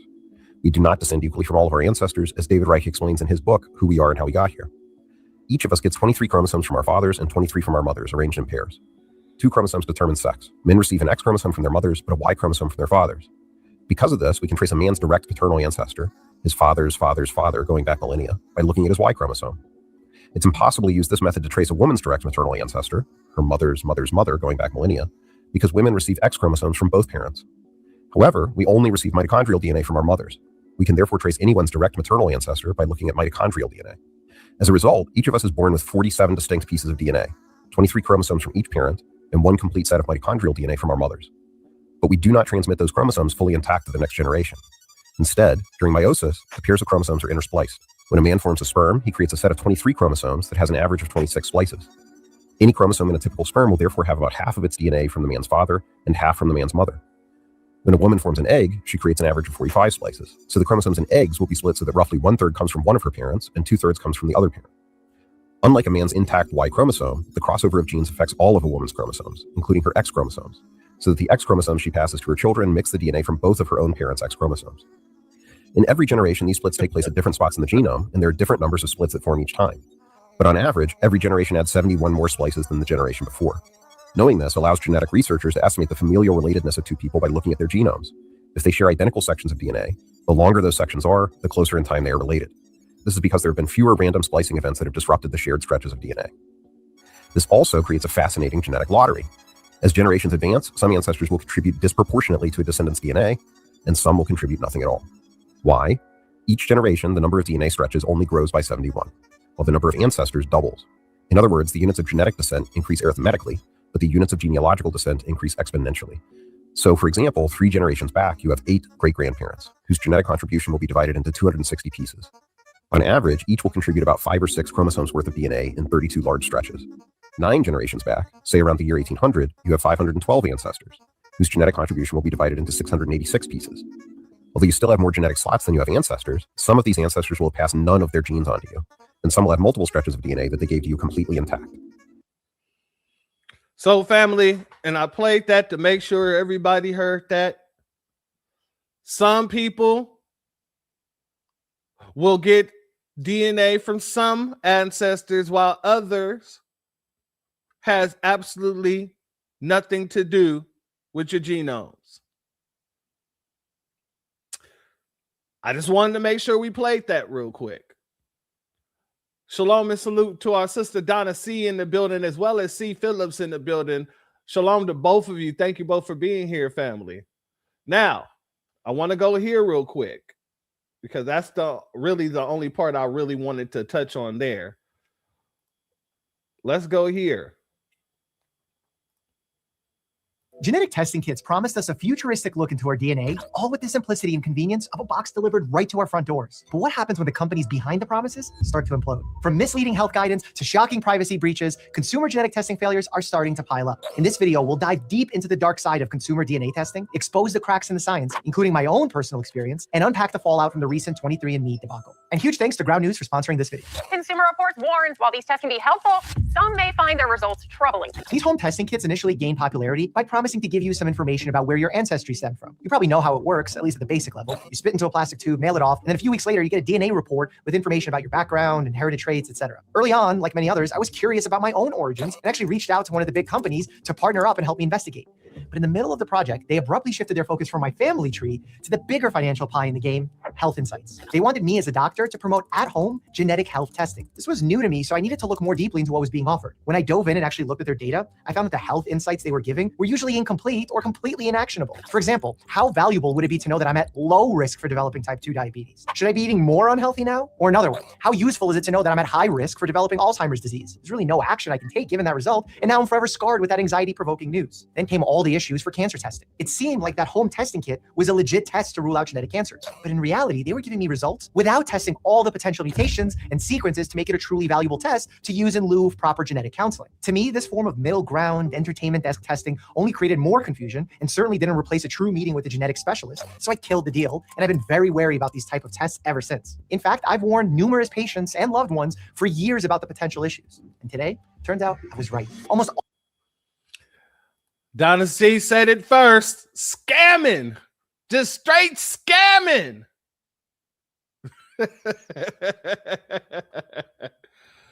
Breeze says my dog is from Nigeria. Yeah, we've seen some of those tests too. Straight up fraud. Absolutely. Absolutely. Let's continue. All my concerns have come to life with the recent disaster at 23andMe. Despite my early negativity of the industry, 23andMe started as a huge success story, once valued more than $6 billion. The 18-year-old company basically launched an entirely new industry, supplied data for studies on genetically influenced diseases, and helped cops solve cold cases. But lately, things haven't been going so well. All of the company's board members quit, and the company announced plans to lay off 40% of its employees and discontinue its therapeutics division, which had been working to develop cancer drugs. Why? Well, let's start with the fact that the science doesn't live up to the hype of the market. Initially, the FDA actually banned 23andMe from selling tests that included health information because they couldn't reliably predict disease risk. The FDA said consumers were being misled into thinking their results were clinically valid, and also that the test results were too complex for people to interpret on their own. I actually agree, because for example, if you were interested in genetic planning, let's say, or ruling out a genetic condition, these tests were not a replacement for a proper medical grade test and visit with a geneticist. Sadly, the FDA was pressured into backtracking on this ban, saying 23andMe tests came with clear enough disclaimers for consumers to know that the reports are basically just for fun. You see that, family? Not only did the FDA have to walk back their ruling on the situation, The judge told them, well, it's because of the fact that the companies make it very clear that their testing is just for fun. For entertainment purposes only. But let's let them continue. Shouldn't be used to make medical decisions. Okay, sure, there are disclaimers, but the marketing for these direct-to-consumer genetic tests is really good. So good that even if companies don't say take your results seriously, people still do. Do I have a cancer that is genetic? Do I have a heart condition that's going to kill me in my sleep? Actually, if you're worried that you're genetically predisposed to a serious disease, whether it's a cancer, a neurodegenerative disorder, or anything else with a hereditary component, then your first move should be talking to a doctor, not buying an at-home test. Then the hacking began. Last year, hackers were able to access genetic data for almost 7 million 23andMe users. Criminals broke into the accounts of people who reused usernames and passwords on previously hacked sites. Those hackers were then able to steal files with ancestry info for those who've opted into a DNA relatives feature that allows related users to automatically share data with each other. Hackers basically got access to your entire family tree, and for some reason, specifically went after users with Chinese or Ashkenazi Jewish ancestry, and then sold that data on the dark web. While this hack affected a lot of people, it actually wasn't the worst case scenario. They got profile information, but thankfully they didn't steal the full genetic codes. There's even more risks to discuss, but first, as you can tell, I went deep researching for this video, a lot of which was done on Ground News, an app and website that combines the world's news in one place, allowing me to compare coverage and verify sources of information. Remember when I said 23andMe had cut 40% of its workforce and ended its therapeutics division? I actually read that story on Ground News, which provides so much more insight to the story than just the words in the article. For example, they show me that over 50 outlets have covered this story, the bias distribution of the coverage so I know if the story is slanting in one direction politically, and the factuality rating that tells me how trustworthy these sources actually are. I love comparing the coverage to see which outlets are sharing each other's reporting, all of which helps me form the most accurate opinion on what's happening in the news. Their blind spot feature is also pretty great in that it can show me stories that I may have missed and fill in critical gaps of my understanding of a story. Like this 23andMe story actually has almost no coverage from conservative media outlets, making it a blind spot candidate for people who follow those outlets. Echo chamber. Shout out to our brother Ayo. Thank you for being honest. Our brother said they got my spit and $60. You should only gave him 40, $40. Shout out to our good brother Ayo. Shout out to Cotton Club. These scam Africans are just looking out for their own financial gains. The delineation movement will benefit all 43 million FBAs. It's a no-brainer. These Pan-Africans are paid Democrat shield agents. Much love to you, family, for that. And I absolutely agree, except for it's more like 50 million of us. That's my estimate of it, according to some of the different census records. But I digress. Let's continue. Members are a huge no-no. Go to ground.news/Dr. Mike or scan the QR code to subscribe now. My link actually saves you 50% on their time. All right, so that's that doctor who's talking about the situation. And one might say, well, they're talking about genetic testing when it comes to health. They're not really talking about genetic markers. They're not talking about the situation of helping you find where your lineage from. And I thought about that too. Let's go here, family. Let me pull this down for a hot second. Let's go here. Wait, hold up. What's going on? Okay. There we go. 1 set of identical twins, 5 DNA ancestry tests. What? I have French and German. Oh, I don't have that. 5 different sets of results. We strongly think that you and your sister should get the same report. I don't want to be a buzzkill. I don't think it's entirely accurate. Want to know more about your heritage? You can't afford to miss this marketplace. I'm on holiday in the Mediterranean. Tunisia, I think, is that way. And Sicily is that way. I'm heading back to my roots, or what I think are my roots. Giuseppe, driving the boat. My family hails back to Sicily. So here we are in beautiful Noto, Buonasera. Off the tip of Italy. And I have Polish and Ukrainian roots too, or at least that's what my family tells me. So how can I be sure? I thought I married an Italian. I found out that I was only 16% Italian. He was 34% Eastern European. Judging by marketing like this, DNA tests have the answers.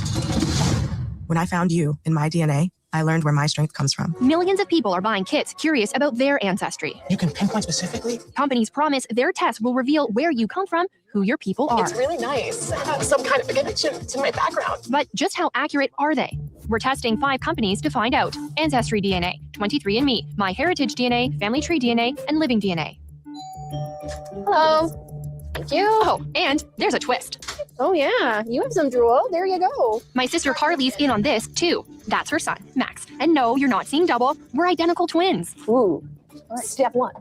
Fill the tube with saliva to the black wavy line. Carly and I are testing 2 things. Will the companies have different breakdowns from each other? I have way too many bubbles. And will they have different breakdowns for each of us? I feel like I'm on Law and Order. Yeah, CSI. It's DNA science. We're identical twins. So the results should all be the same, right? Cheers. Don't touch it though. I double check to make sure we're not mixing up our samples. This is going all the way to Dublin, Ireland, the Netherlands, Concord, Ontario. And 2 are going to Texas. I'm shook. These ancestry kits can change some people's sense of who they are. 11% Scandinavia, which I love.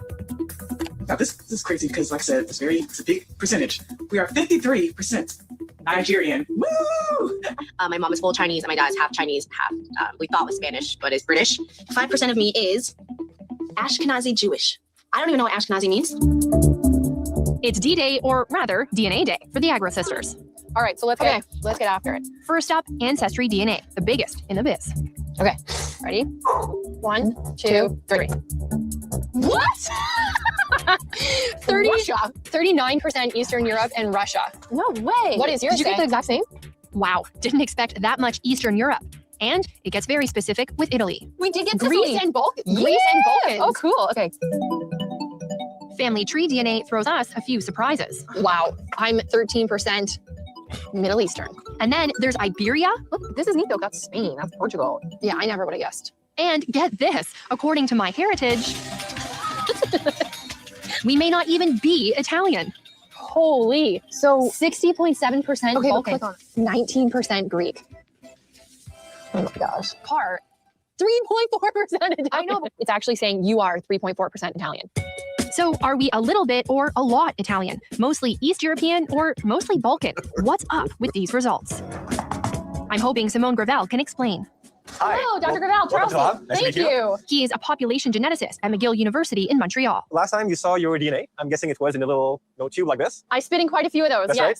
So once you send those to the companies, they'll take your saliva, they clean it up, they will break down the cells so they can Right. treat the DNA, and then clean the DNA, break it into small pieces, and then they lay it out on one of these chips here. So if we look at that chip, will my spit on this chip tell me that definitively I am Italian or definitively I'm from wherever? No, there's a lot of steps that go in between, a lot of statistical interpretation and models, and whose genome your genome is being compared to. Here's how it works. Our entire DNA is made up of 3 billion parts. Ancestry companies, though, look at less than 1% of those, about 700,000 sections, where they know there are slight differences or variants among humans. Then they compare the patterns of your differences to groups of people in their databases. And with the help of math, they try to figure out which groups you most likely belong to. It's not 100% sure. So statistics tell us in our model what's the best situation. It is a statistical guess. Yeah. It's an informed guess, but it's never a 100% sure thing. Now, did you hear that, family? It is a statistical guess. It's an informed guess, but it isn't 100% thing. Anytime they say guess, then that means that it isn't definitive. If I have the information that shows me that, God dang it, I was born a man, that's definitive. I can look down, I can see my schlong and my 2 grapefruits, and I can clarify and verify, yes, I was born a man. Taking a hypothetical guess or taking a guess at any point is like not being able to see what the person has on under their clothes, but it looks like a woman in the face, but she's dressed like a tomboy, so you really don't know. I guess that that's a woman. I guess that's a man.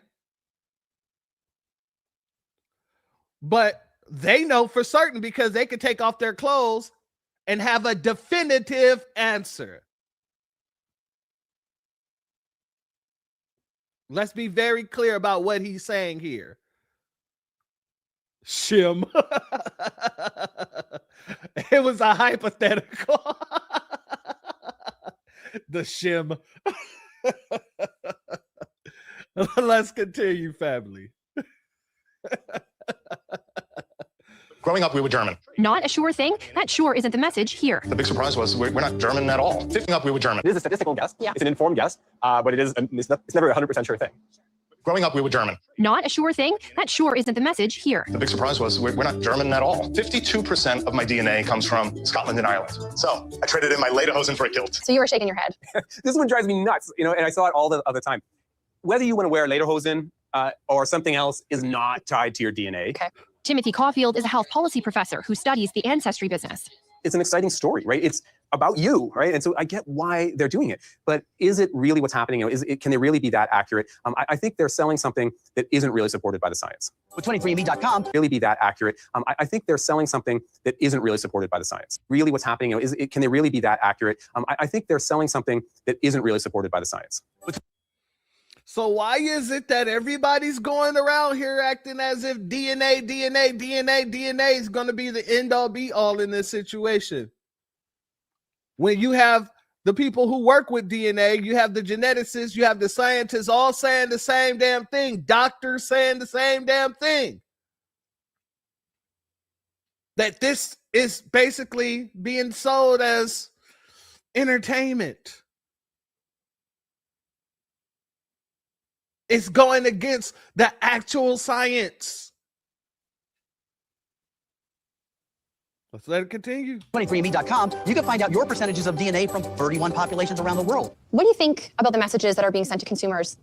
I think it's misleading. These companies are really trying to push the idea that this is scientific, right? They are using scientific language and they present it in a way that looks very sciencey and precise. Wait a minute. So you mean it's not scientific? You mean it's not scientific? You got to be kidding me, because, old Unc over here, he was very, very gung-stro about, it being scientific. What's being divided? What's being divided by our Look, are not scientific tools that can separate an indigenous Nigerian or an indigenous West African from an African American. You played the joke, you start talking about the 60 West African and separate an indigenous that there are not scientific tools that can separate. Why do we keep saying that there are not scientific tools that can separate an indigenous Nigerian or an indigenous West African from an African American? You played the joke, you start talking about the 60s when the human genome wasn't even mapped out yet. All that. Okay, but what we're hearing here is something totally different. Really trying to push the idea that this is scientific, right? They are using scientific language and they present it in a way that looks very sciencey and precise. Caulfield says what people... They are using scientific language and they present... These companies are really trying to push the idea that this is scientific, right? They are using scientific language and they present it in a way that looks very sciencey and precise. Caulfield says what people are really buying is entertainment. Shout out to our brother AO. More Science Temple talk. Exactly. Exactly. You're believing the hype more than the freaking people that did the actual research on it. I don't believe the hype because I've done the research on this.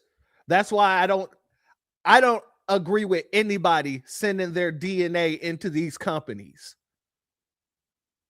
Sending your biometrics to any one of these companies is a dangerous situation, especially for myself, somebody who's studying to be an attorney. I'll be damned if my DNA show up out of nowhere. I'll be damned if I get arrested out of nowhere and taken in because my DNA is showing up on somebody's shoes. Nah. So when it comes to that, I was always against these DNA tests. I was always against sending my biometrics anywhere. I need to know where my biometrics are going to be. Exactly. That's the real spit right there. They might want to charge you for a crime. I am very careful when it comes to my DNA. But then when you really look into the companies, they're faking the funk any damn way. They're faking the funk any damn way. Let's continue. I think it's recreational science. They can have a little bit of fun with this stuff. Don't. Caulfield says what people are really buying is entertainment. I think it's recreational science. They can have a little bit of fun with this stuff. Don't take it too seriously, but know that you are just getting some information that is an approximation of how your DNA compares to other people. It's not tracing back your heritage of how your DNA compares to other people. It's not tracing back your heritage of how your DNA compares to other people. It's not tracing back your heritage. Back in All right, family. So there you have it. You didn't seen it from doctors. You didn't seen it from geneticists. Both saying the same damn thing. That these tests are for entertainment purposes only. That's it. That's all. So for all this DNA talk over here, it just shows you how uneducated you are on the subject.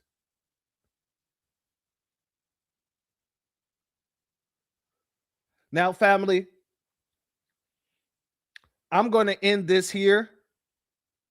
And we're going to do a part 2 to this tomorrow because there's a whole nother 2 hours to go on this. Might need a part 2 and 3, but I don't want to overwhelm you with going the full Monty, especially doing the stop and start situation. But family, already, video 1, let's just say broadcast number 1.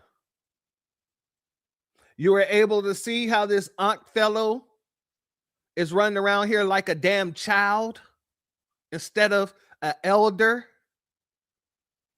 How he's a troll. How Drewski Tunde down there, shout out to our sister Tampa Bay for that. How Drewski Tunde down there is just basically the yes man to Ankh up there.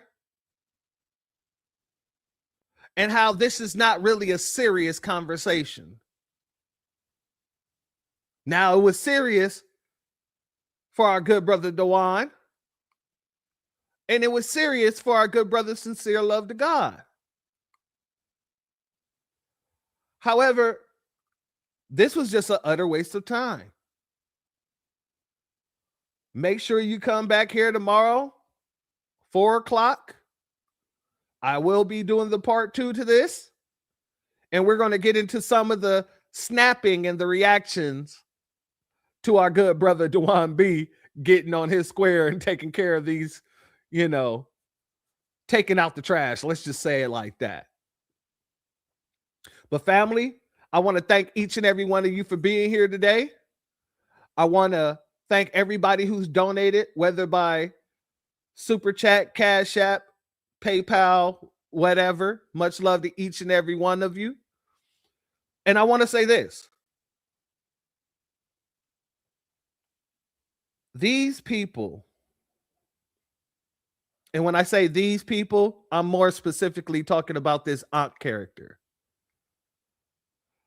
These folks, they think that they can just blatantly tell us lies as if we don't have the research. As if we don't know what the hell we're talking about. As if I can't go and pull up geneticists. I can't go and pull up doctors who will let you know that DNA does not and is not the end all be on where your people came from.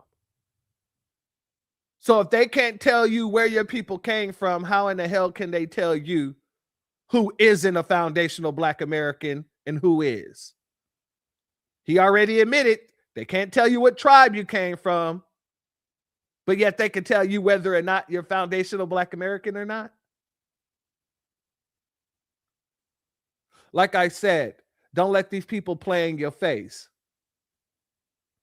And until tomorrow, where we do the loud and wrong part 2, I want you all to have a very beautiful rest of your Sunday. Shout out to V for Vengeance. I see you in the building, family. Much love to you. I appreciate each and every one of you, like I said. And until tomorrow, you all have a beautiful rest of your evening.